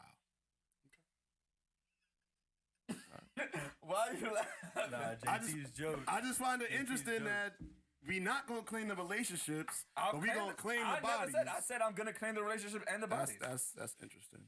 That's just interesting to me. Didn't I say I'm gonna claim her? I never lied. No, you said you said you wasn't in a relationship. First you said you was never in a relationship. Then you said it wasn't serious. Yeah. Then you said That's it not a wasn't. relationship. And then you said you claiming them. I'll claim her if that's what you want me to say. No, I'll I claim don't her. want. I want you to say your truth. I don't want you to say I've anything. had I had girlfriends my whole life. Like Okay. And you say you're gonna claim a fifth grader as one of your exes. yeah, why not? I was in 5th grade too. We both exes at the same time. That's insane to me. Is that not valid? We both in the same grade. We both are So fucking exes. somebody asked you how many exes you got. You counting all the way back to the 5th grade? No, I'm not even counting them. I'd say I have none. I don't have nobody. If somebody asked you how many exes you got, how far back you counting? Not counting back at all. I don't say I have exes. Okay. Can I ask you? High school. High school? Yeah. Okay. But what if you was in love with some girl from 6, 7, The 8th before you got the. Y'all was in a relationship for 3 years. You're not counting that as your girlfriend? I wasn't in it. Y'all lying. Bro. Y'all lying right now. I'm not counting an ex from middle school on a list of exes. That don't even. That's capping. How am I capping and you not? Because I'm good to say whatever. Like, so am I. but y'all saying that y'all not counting somebody that y'all been with. That was a girlfriend. Yeah, it was a girlfriend. And regardless of any aspect of life, like that was still your girlfriend. Cool. It was cool. It is what it is. Okay. If I fucked, I fucked. If I didn't, I didn't. Like I'm good with that too. Like, but if it happened, it happened. If it didn't happen, it happened. If it was like quickie, it wasn't a quickie. I still fucked you. You always gonna know that I fucked you, and I'm always gonna know that we fucked. Okay. Am I wrong? Do I got a better argument? You with JT on that one. I'm just saying. This is because people want to ask me dumb questions in my shit, so I had to say that shit. Why you laughing, nigga? Conversation is fucking funny as fuck. That's why. Yeah, it's just. No, it's just funny. It's funny to see JT get riled up. I think it's always getting riled up. Nah, that was since earlier, bro. Like, Because it's crazy to me, man. Yo, let me ask you a question. We grandfathers and we you got an say answer here. to that? Hello, excuse me. You got an answer to that? So which one?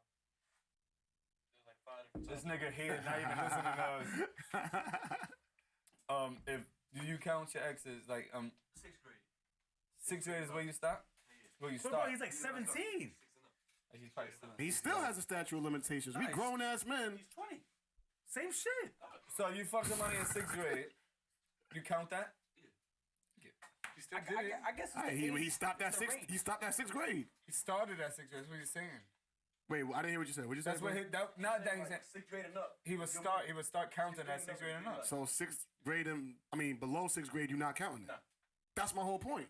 Nigga, He has a statute of limitations. I'm not counting anything under 6th grade. Y'all niggas is counting 5th graders and we're 30. But it's different between relationships That's and then you clap. crazy. Oh yeah. That's what I'm saying. Relationships and clapping. Nobody So you said- claim the relationships where you was in elementary school? No, hell no. But you Thank claim you. Elementary but you school. claim in It's bodies the that you same clap. shit. And when- if you clap You was about at to a talk young- Spanish. You heard him? if you clap like if you lost your virginity at 13, 12, I did. 14, huh? I did. And Do you so- count that? Do you count that for yourself? Thank you. All right, and every girl after that, do you count that? Yeah. Exactly. I just honestly don't feel like us as dudes actually really have a This is God count. talk. This Like is I God don't talk. count. I've never counted a day in my life. We don't count the girlfriends. We count the bodies that we clapped. No, I don't count either. That's or. some like primal shit. Like that, like No, I'm saying, that's some real primal shit that we count. talking. Like, oh, it's 1, 2, 3. So we count them as basically. Listen to what you're saying, bro. Just really listen to what you're saying, bro. This shit sounds kind of borderline sad. We just going around, we clapping women, killing women, spanking women. Bro, these are mothers, Somebody's sisters, daughters, nieces, grandchildren. Bro, y'all make sex sound like a damn sport. It is a sport. It is a sport. Yo. Bro, sex is a sport. It's a sport. It's a sport. It's a sport. Oh my God. It's a sport. No way we doing this. Sex is not a sport. You get cardio. You get a good workout. Depending if you're doing any type of work, that's on you. But I'm We got not Olympics for that jumping shit. off that cliff. They got Olympics for that shit. Yeah, y'all got it. they got a sex Olympics. Y'all got it. Okay. They got a porn Olympics. Mm-hmm. What kind of porn you watch? Not jumping on that. Is this certain hills I can't die on? I'm not even jumping off that. Oh man! Still gotta go to work Monday. Oh man, I forgot about work. My fault. Oh, look at this Sorry. shit. Look at today. What was that, nigga? That's Eminem and Snoop Dogg. Oh. Performing at 8 Fest today. Oh. 8 Fest? It's NFT group. Oh yeah. Tap into that. NFTs. I see feel- it. Go ahead. No, How you go see it? ahead. No, how You you go see ahead. it? You go ahead. You the guest. I see it as like not something tangible, but more like it grants you access to certain things. If you pay this certain amount of money, you are now inclined to receive these certain benefits. Is that how you see it, or how do you? As Yes. an NFT? Yeah. I feel like NFTs. What the fuck y'all talking about? The only issue that I have with like cryptocurrency is that I feel like people are so miseducated on it and they only follow trends. So NFTs are trendy right now, right? Yeah. So everybody's going to it. Oh, it's an NFT. I could make an NFT. I could do this with an NFT. I feel like anytime something is attractive to everybody, it's never the time to get into it. So right now, everybody's going to it. I'm going to just sit back and just see what happens, scope out the field, wait for people to lose a lot of money, wait for people to make a lot of money, and then I'm going to jump in and see what's going on.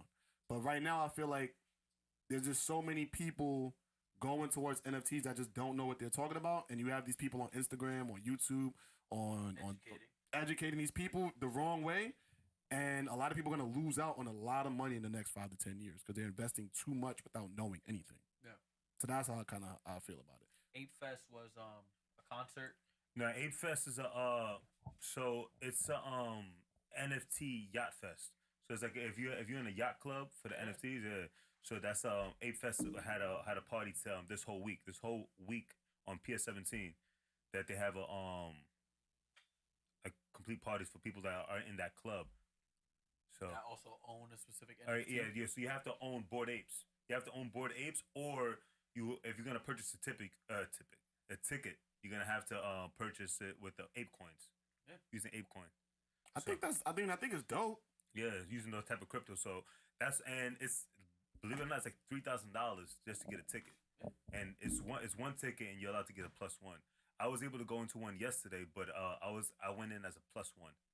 So I went because a friend of mine, he's a member. Okay. So we got into that shit. I bought a hoodie from there that I'm probably gonna resell because it's just like that shit's gonna It's exclusive. yeah, it's exclusives. Mhm. So the hoodie that I bought is fire. I kind of want it for myself, but I know I can make some profit off of that shit. Yeah. It's a $120 hoodie, but they got shit like a resale for like $700 to $1,000. Mhm.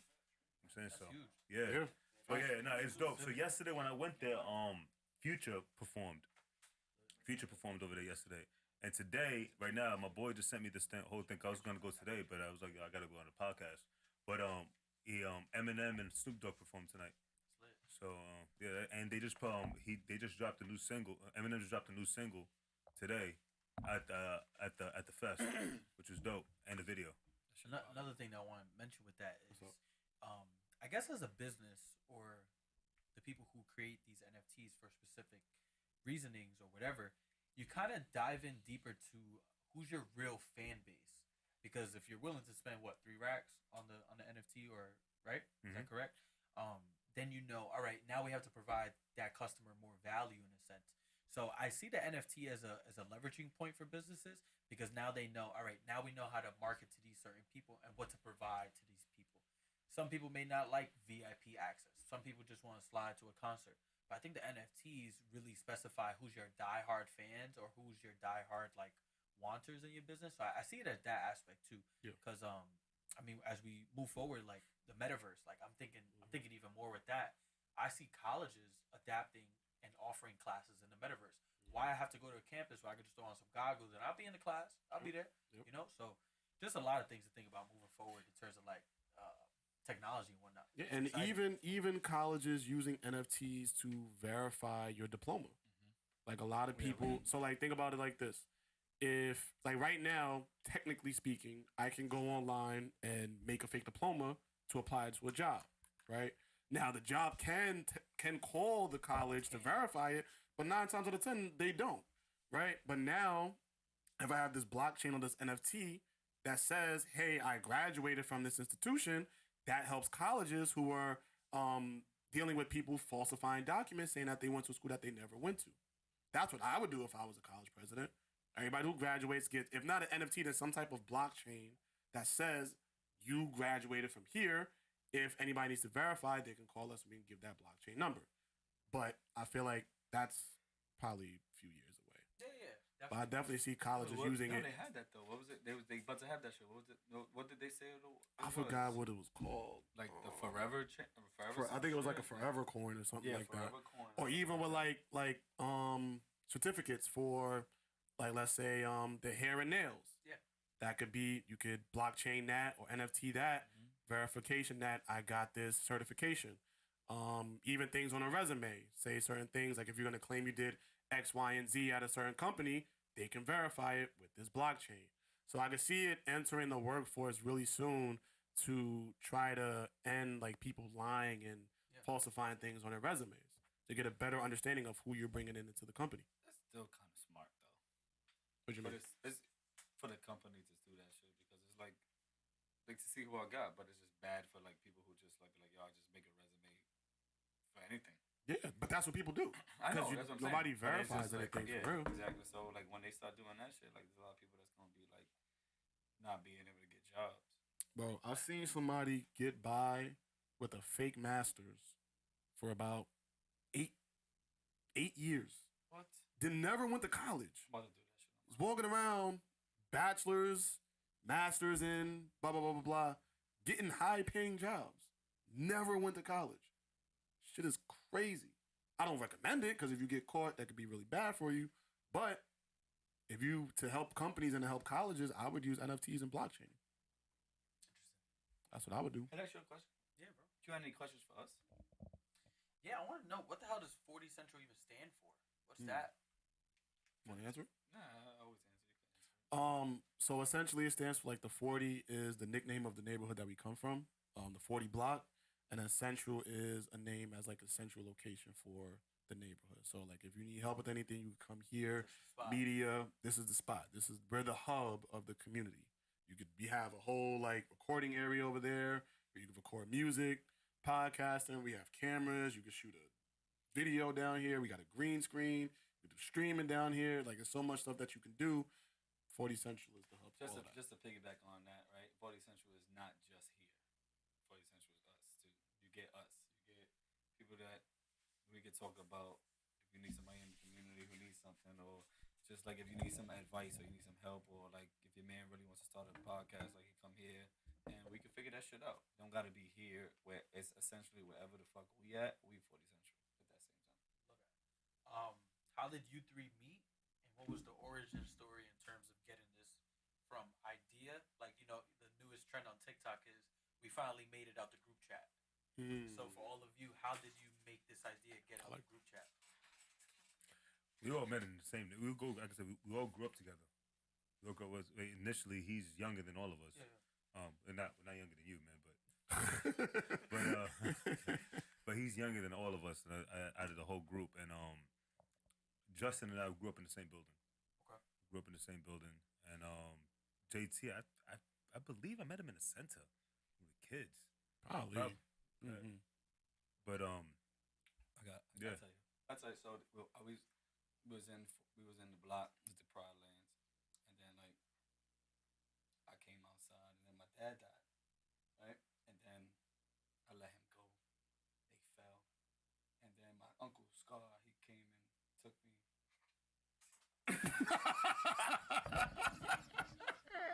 fucking Simba here. Yo, why you did that? You fucked me up. You heard it? I can call it out. You fucked me up just now. He hear nothing else. He was like, oh my God. Funny? You know, I'm over here looking at him like, what the fuck are you talking about? He had me at dad, bro. I said, oh. Yeah, man, no, that really didn't happen to me though. But I knew him probably he know me my whole life. To say that because he's older than me. So you the OG of the group? Nah, Who's there's an older nigga here. Yeah, he ain't showing up. We got a guy here that's about 44 years old. I was dead trying to, yo, when you asked this question, bro, in my head, I was thinking about should I tell him Frozen or should I tell him Lion King? Yo, if you would have never laughed, bro, I was gonna go through the whole movie. But nah, Hakuna Matata. What a wonderful phrase. But nah, and then he chilled with like the people younger than me, and then he started chilling with like the people that I chill with, and then they went on vacation, and then after that it was like And I went on vacation with them niggas and took my shirt off like I was Petey Pablo. Yeah, vacation was wild. And then like it's just like we just all like, but since we all knew each other, the dynamic is so fucking easy. Yeah. What was the idea behind the podcast? Because I mean, it's an oversaturated market. You could have did anything else in terms of like providing content to people. Why the podcast and why? That falls on me. I always wanted to do it. I didn't know his background in podcasting and his background in anything that he did in college and all that shit. Like I was obviously, like I said, I'm older. I wasn't really paying attention to all that shit. But I've always wanted to be like a source of where I can sit down and talk. I have friends that are good rappers. I got friends that are good basketball players. I got friends that are, excuse me, that good at a lot of things, right? And I always try to find out like what is my calling. But if we go to the bar, and I'm not trying to toot my own horn, I can talk to anybody. I can talk to bitches. I can talk to guys. I talk to old people. Like I'm a very good person to communicate with. So I felt like I've always wanted to have something where I can do something for my friends. Like you know what I'm saying? And then when me and him started like getting more close and talking about it and shit like that, it was just like a perfect fit. Synergy. Yeah. Why everybody keep asking me questions? And then I also think at the same time too, like we felt like our community didn't have a voice. Like our kids didn't have a voice, our people didn't have a voice, and we really just wanted to do it to give a voice to the people, and for people to know that they can come here and talk about whatever they want to talk about, programs that they're doing, games that they may have, experiences with music, like whatever it is that you're doing. Like Bronx 12. Anytime, typically when they cover us, is about something negative. It's about a murder.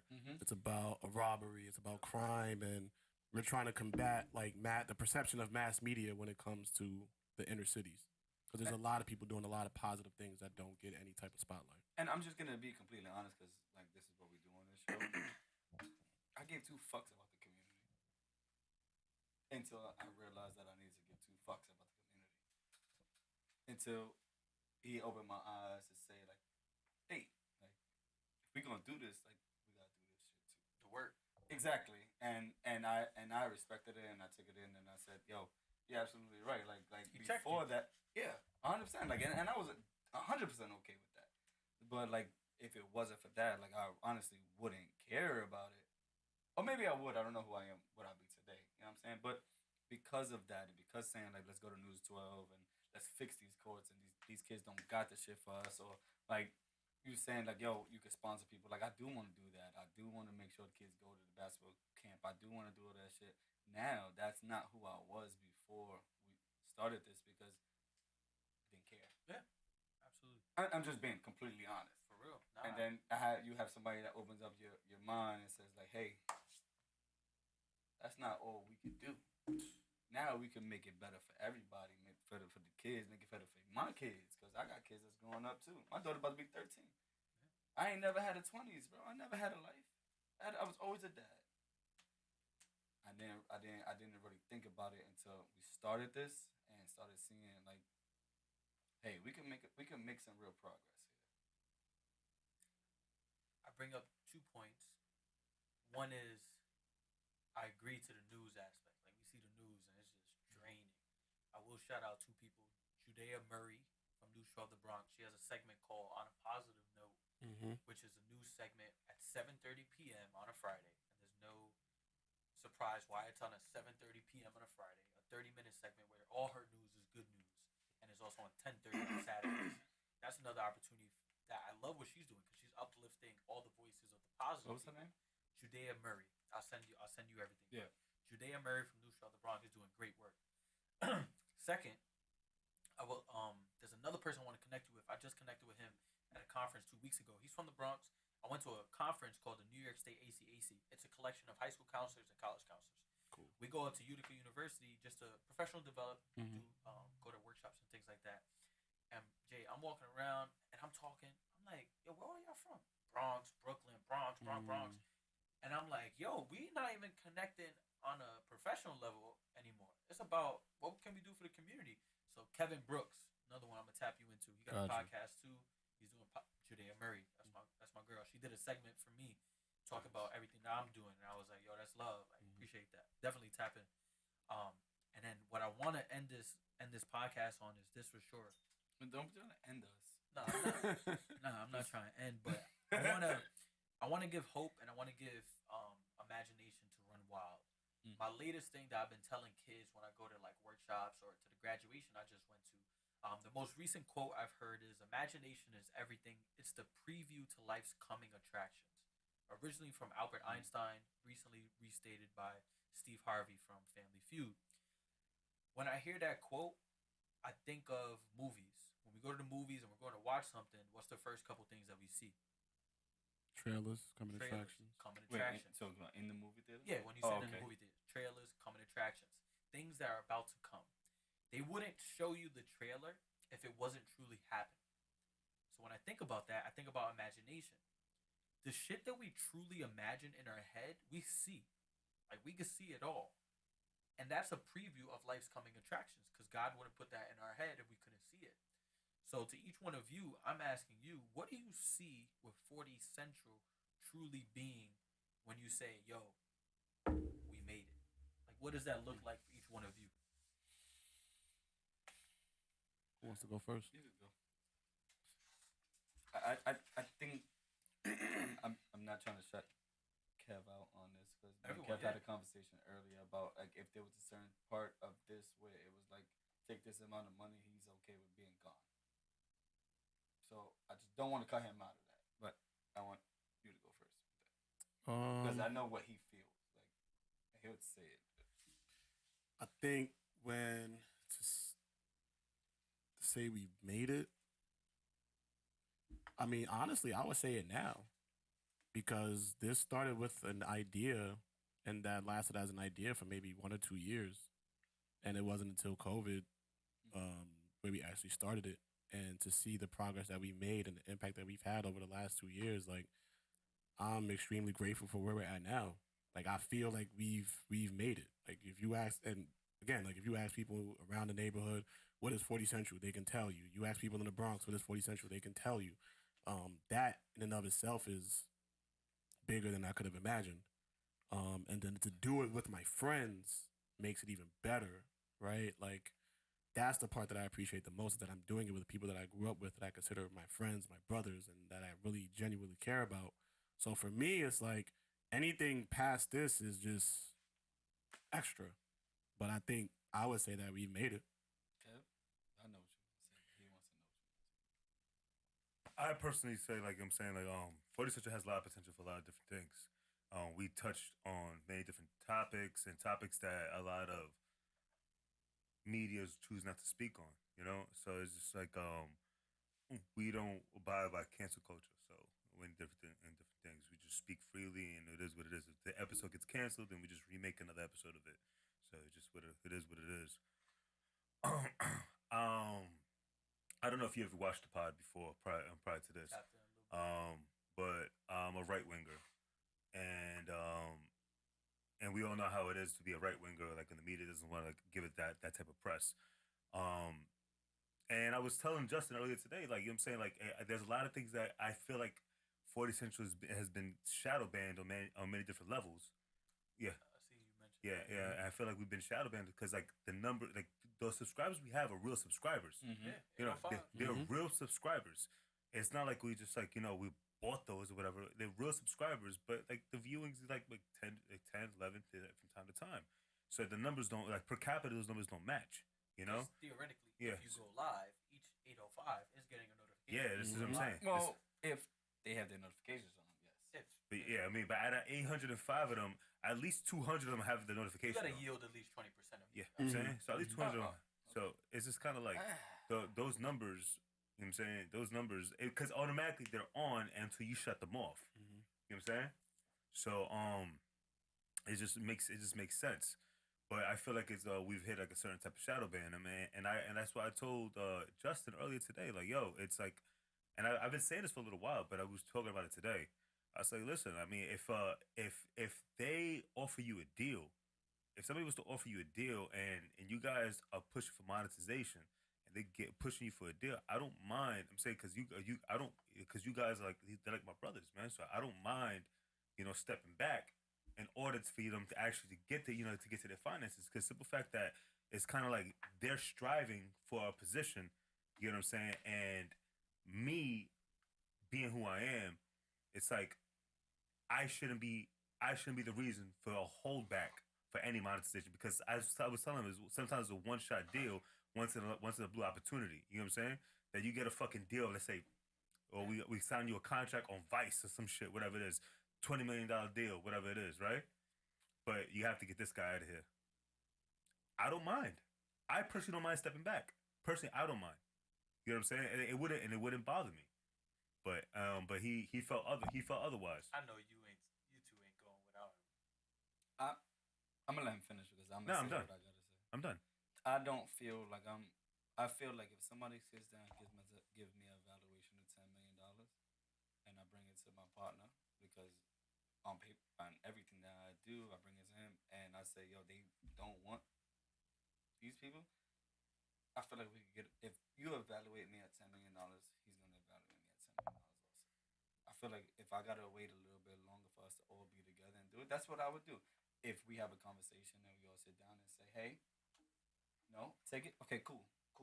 Conversation. I'll give you that. Give me the 20 million. But he has a part of production. Because there's no way I'm gonna do that without the people that I did this with. That's my feelings of it. We have never had to sit down and have that conversation yet because it hasn't happened yet. But I can feel like I feel like we need to do this together because we started it together. I'm not just gonna let you go because they don't like you. A lot of people don't like that nigga. I'm being honest. A lot of people don't like him on the show. I don't give two fucks. It's not gonna stop me from having him here. You know why? Because a lot of people do love him on the show. Yeah. You get what I'm saying? For the same amount of people that hate him, More people love him. So you're not gonna get me to acknowledge the fact and that's why I said before you started this question, I was like, I know what he's gonna say because we literally just spoke about this shit today, out of nowhere. And it was like I'm not gonna do that. But then again, I also gotta understand that I have a partner that we have to talk about things with, and if he wants to go that route, then I have to make sure that he has a spot somewhere, is either doing production or it's either backstage or it's either giving us content or it's doing something. He has to be there with us. That's just who I am as a person.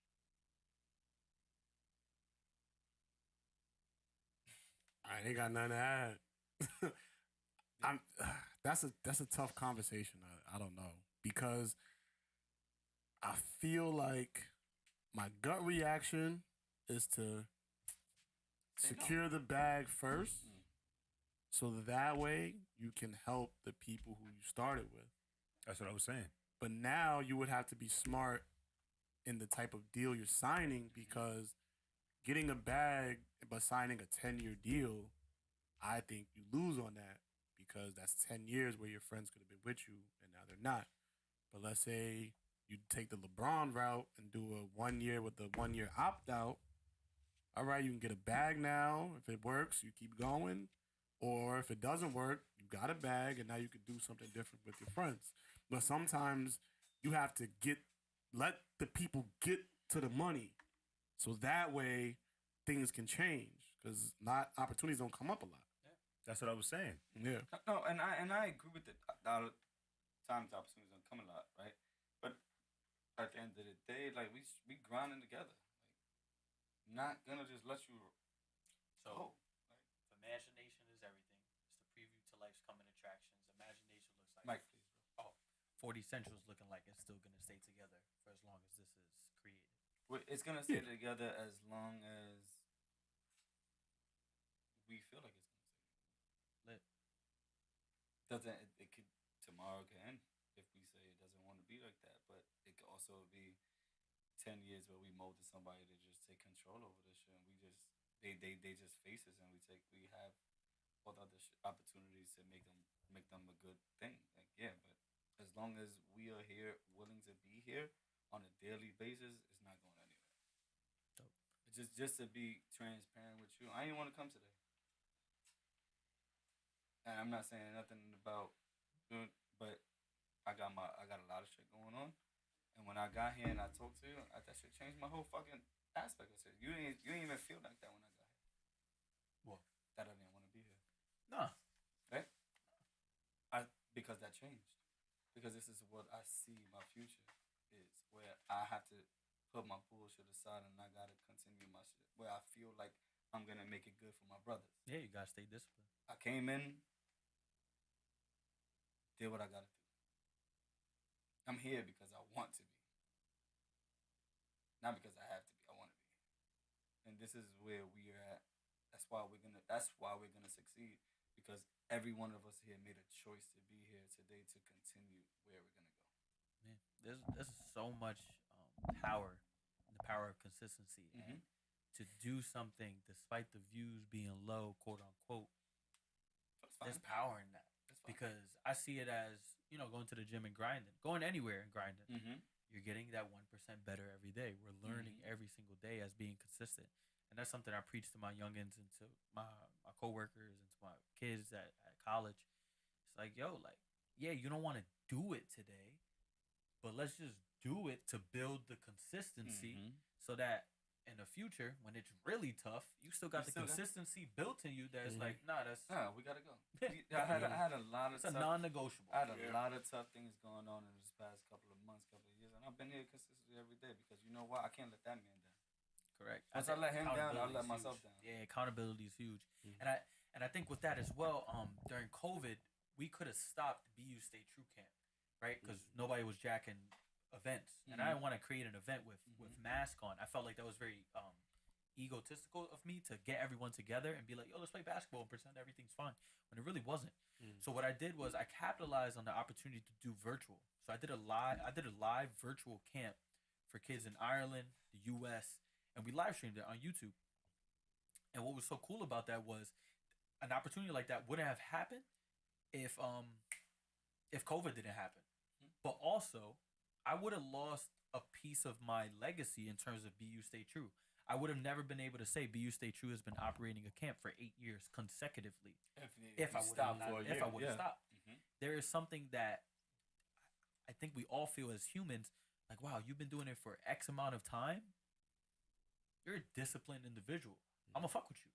Or you're a consistent individual. Like, I like what you're about. And the consistency goes into all of our avenues of life, whether it's relationship, business, mentorship, anything like that. And it's so cool to see how consistency and discipline is so big in terms of in life and moving forward and growing up as well. Absolutely. No, I agree. I agree with that, man. And for all y'all other podcasts out there, we going somewhere. It's over for y'all niggas. I don't give a fuck. Y'all better watch out, because when we make that stand and somebody get a hold of us and they see what we about to do, it's over for a lot of y'all niggas. Is there anything else y'all want to touch on? Nah, you good. Is there anything else y'all want to touch on before we close out? You, Pop. You. What do you think about your experience today? Have you ever been on a podcast before? Yeah, I've been on, I think, less than 5 or 4. And what I like about this is, I mean, ever since I seen what JT been doing, I knew I could come on here and I didn't have to be Mr. Andrew Criel, college and mission counselor. Yeah, but I felt like you was. No, like I felt like you was holding back some type of just a little bit, because you just wanted to be professional, and that's cool as shit. Like I like that. Yeah, what I'm continuing to work on is the synergy between Drew, College of Mount St. Vincent and mission counselor Drew, and BU Stay True Drew. Because now I'm starting to see there's a true value when I mix all of those 3 of those things, because then I'm more relatable to my audience and whatever I'm saying. This is how I usually speak when I speak to people. Basketball's a little bit different because I like to talk trash. But I'm also very aware, just transparently, I got a lot of youngins that are watching what I'm doing. Exactly. And when I say youngins, I mean the age of 13 to 19. I want them to be aware and see an example of how to present yourself in a certain setting. And I'm also very aware as well as the reach that this podcast has with having so many people on the team. So I want them to see obviously who I am as a person, and when I get serious. Yeah. So when "Be You Stay True" comes up, I'm very serious. When my job comes up, I'm very serious.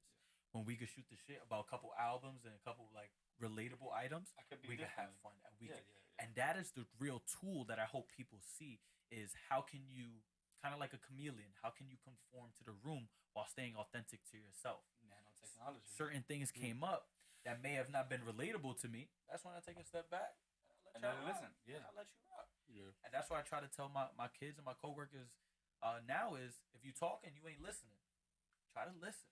Before I let you answer the question I asked you, but Yes, sir. I like what you just said right now because like we spoke a lot of shit that he has no fucking idea what we spoke about. Basketball. He's not a sports guy, and we know that. You know what I'm saying? So like sometimes he feels out of place, but then when you get that one shit that he hits you. You know, let him punch you in your gut real quick. Massacre.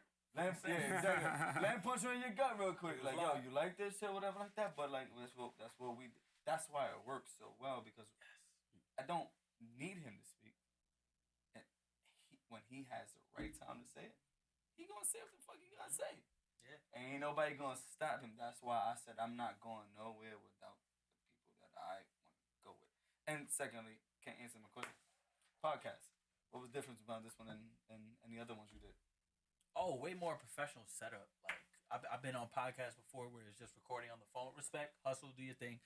But I also think the camaraderie that you actually have. Sometimes people who sit up here and say, "Oh, we do a podcast together," they do it because they have a certain image and it works presentable with the image. Mm-hmm. But holistically, I can see y'all actually fuck with each other. You're actually friends and you actually do talk every day because certain things when got brought up and it got heated, I can see it was like a friendly heated. Like, yeah, we I'm just busting your balls, you know, that type of thing. And the other avenue is kind of like, now you just got too personal with me type of thing. I also think I was never on a podcast with this many hosts or co-hosts or however you call it. Many opinions. Yeah, and then also I love each one of you said the exact same thing. I agree, but I also disagree with what you just said. And I think that's a great skill that we all need in life for the youngins out there, for everyone coming up. Can you continue to have a conversation with somebody? It's okay to agree to disagree. Correct. Can we continue to have a cordial conversation with a disagreement in the room and not feel tension? I see that now working, and it's like, the fuck we got tension for? Like, I just disagreed with you. That's it. It's not nothing personal, and I enjoyed that. Like what you said. But that's what's being taught in today. To disagree with everything and get mad at the person. Correct. So when we brought up Jay-Z teaching about Bitcoin to his projects, I'm like, but why y'all disagreeing? Like, are y'all just doing it just to be mad? So yeah, it's a lot of other things too, but I enjoyed that aspect as well. Like, agree to disagree, continue to carry the conversation, and also be authentic as well. Like, if this didn't, and I always tell people, like, if this didn't feel right for me in my intuition, in my gut, I would have never hit JT to be on this show. I hit people to be on their shows, obviously to expand my message, but also it usually never leaves the group chat. And I know JT's about his shit, and I know JT's about the community, and I know he was gonna be about this. So that's why I locked in with him for sure too. It's just the authenticity that this man holds in his everyday life, and what I see on social as well, and Twitter. Even though you talking shit about the Warriors and Celtics, Twitter's crazy.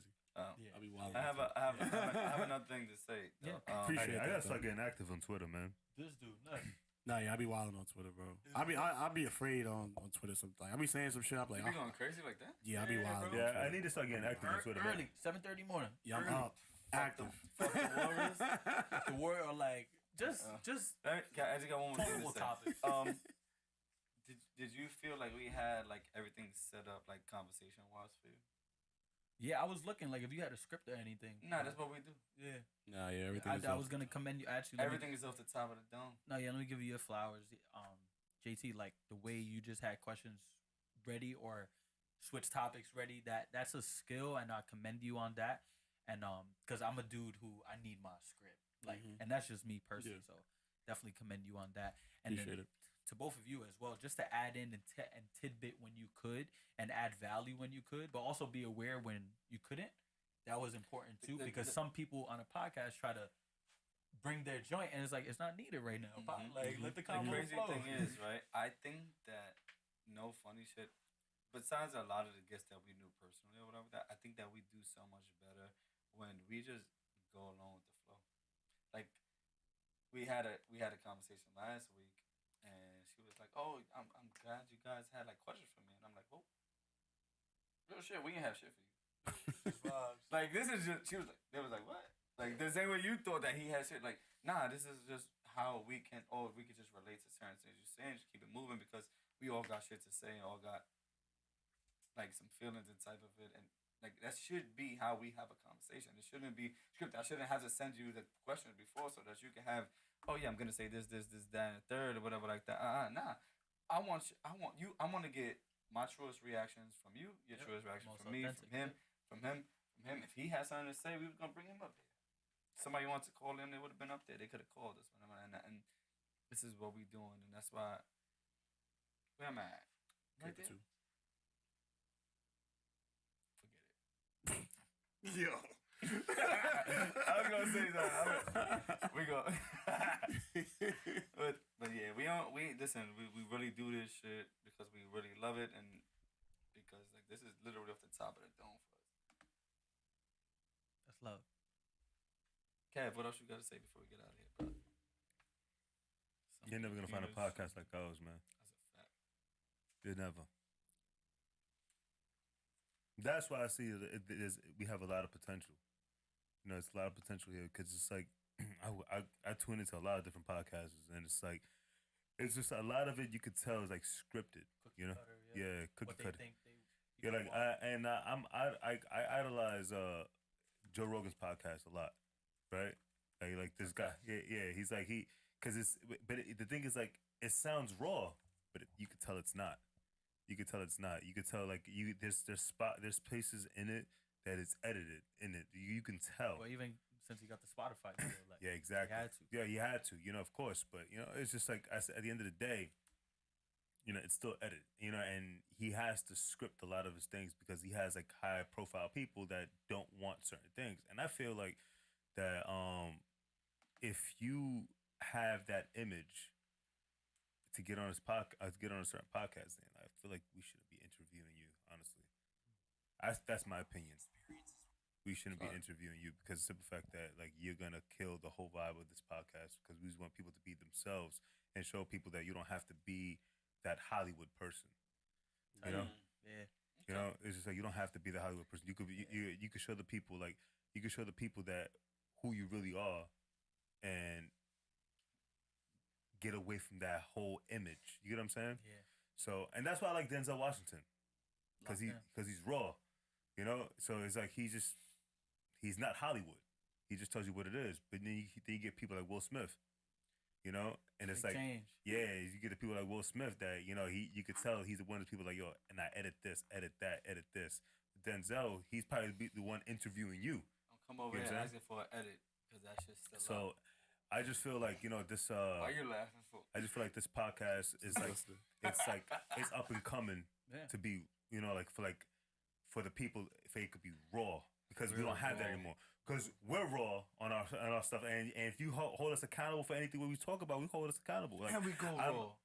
like like I'm potentially like I'm gonna spill the beans because I signed up for this but I spill the beans right now I potentially will be running for Congress in 2024 and I applied for it waiting to get approved you know what I'm saying but I don't know why it takes so fucking long but it is what it is and they probably gonna hold this shit accountable for that shit I talk about here Dig this shit especially up. especially if I'm a right winger you know so yeah but like I said I mean what you see is what you get I mean I'm like there's no fake shit around here like the way I act here is the way I act outside you know what I'm saying so it is what it is so I think this is a good platform for people to be themselves because a lot of people don't have that anymore.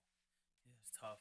It really is. Even in the workplace, I see people and I'm just like, yo, you This got is a heart. This is a workplace. No, like, You know what I'm saying? Like Yeah. you can be yourself. and I wish, and that's why I started this program because I saw people at AAU. Like for example, my mom. Like when Mitch first came, Mitch would always tell us like, "Yo, like be a monster, be a beast. My coach, like, be a monster, be a beast. And I was doing that on the court, just talking. I'm a 16-year-old kid talking mad shit. Like, I'm not like that at all. And my mom pulled me over after the game. She said, "Yo, who you think you are?" Like, she checked me. She was like, "Why you acting like that?" And I'm like, "Mitch told me to do like that. I wanted to act like a monster, make people scared of me." She's like, "That's not you. That's corny." And she shut that shit down. And then that kind of transcended into like education and where I work now. And it's like you could see certain people act a certain way when other people around. And it's like, nah, like that. Yep, you hold so much value in who you are as a person. Like, just hold true to who you are. People who gravitate to you will gravitate to you. People who don't will gravitate out. Like, just be yourself. That's what it is. Any last words that you got to say about anything? You can ask anything, you can say anything, you do it. Shout out your program. Yeah, please do that though. Shout out the program. Shout out everything over and over. Let them know where they can find you.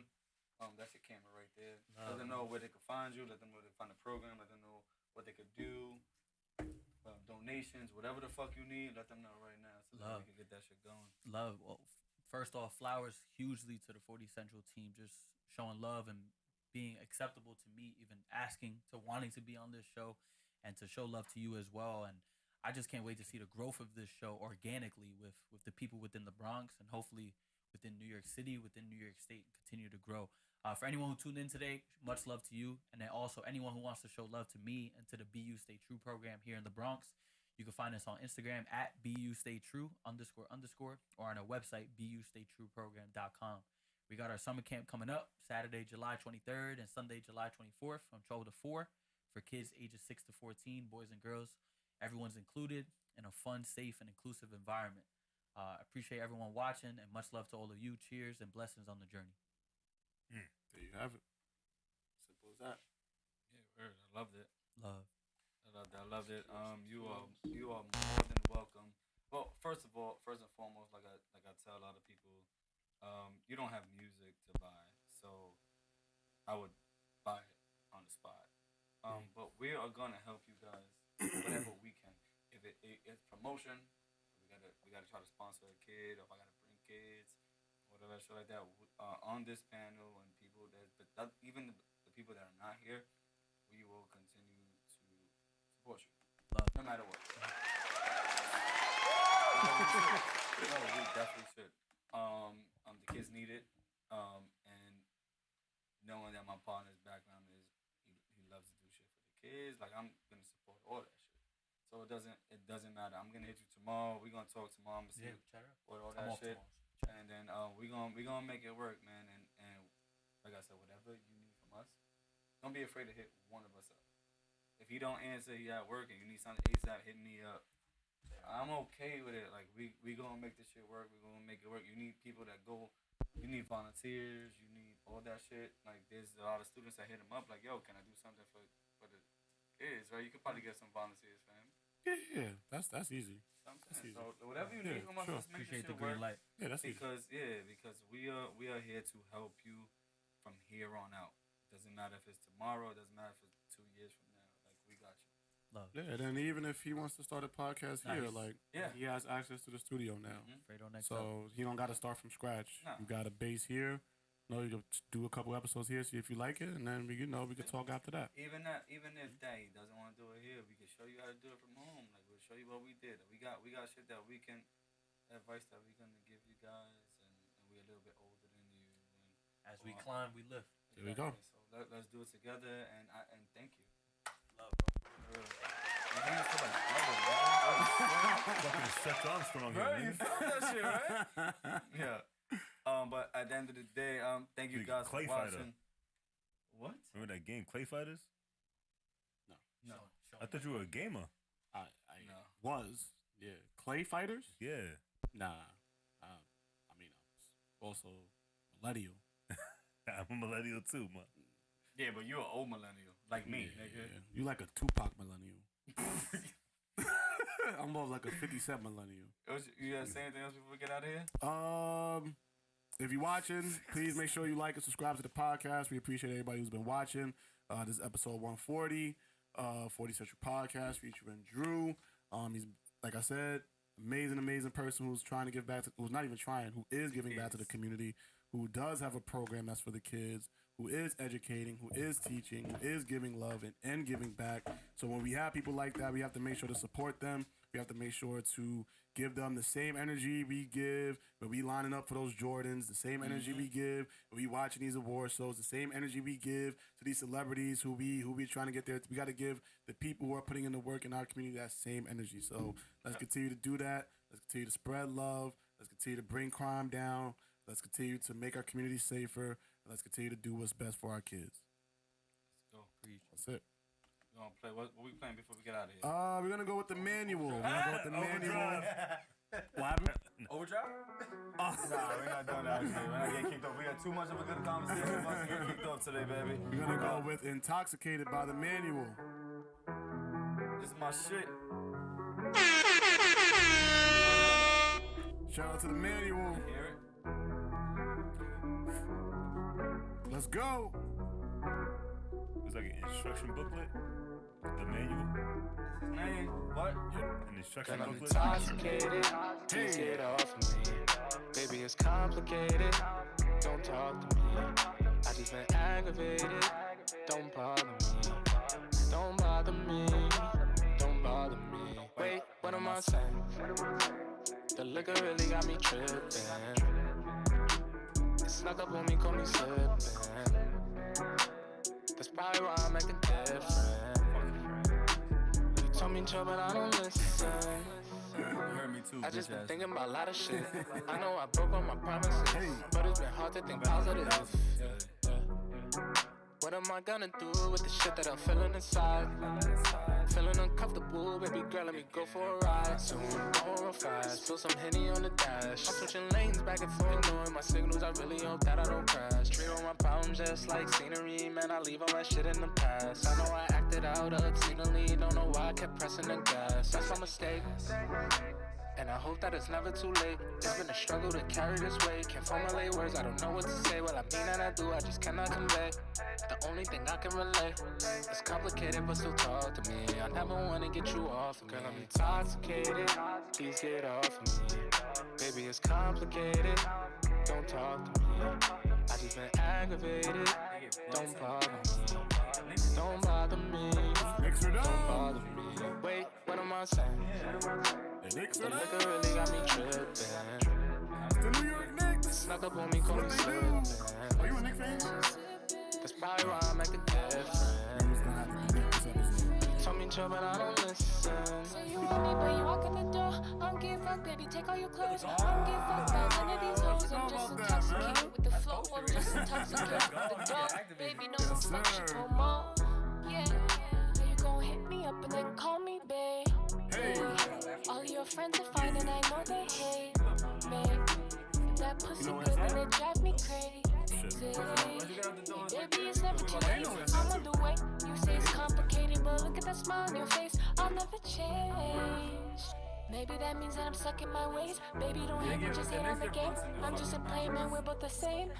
Yeah, Go out, make the left. intoxicated, get off of me. Yeah. Be intoxicated, don't bother me. Girl, I'm intoxicated, please get off of me. Baby, it's complicated, don't talk to me. Don't bother me. Intoxicated out right now. Don't bother me. Featuring Myra. Wait, what am I saying? Run it The up. liquor really got me tripping. Run it up. Run it up. Snuck up on me, call me slipping. That's probably why I'm acting different. Yeah. They told me chill, but I don't listen. Y'all tuned into the #1 local podcast in New York City, baby. First take of this shit, man. We don't have no scripts, no none of that shit. We got this. Appreciate y'all. Please like, subscribe, go to the Patreon. $5, $10, $25 package, man. We appreciate everybody who helps us support us in our endeavors and our dreams, man. We are out of here, man. We love you guys. Good? Good. Bye.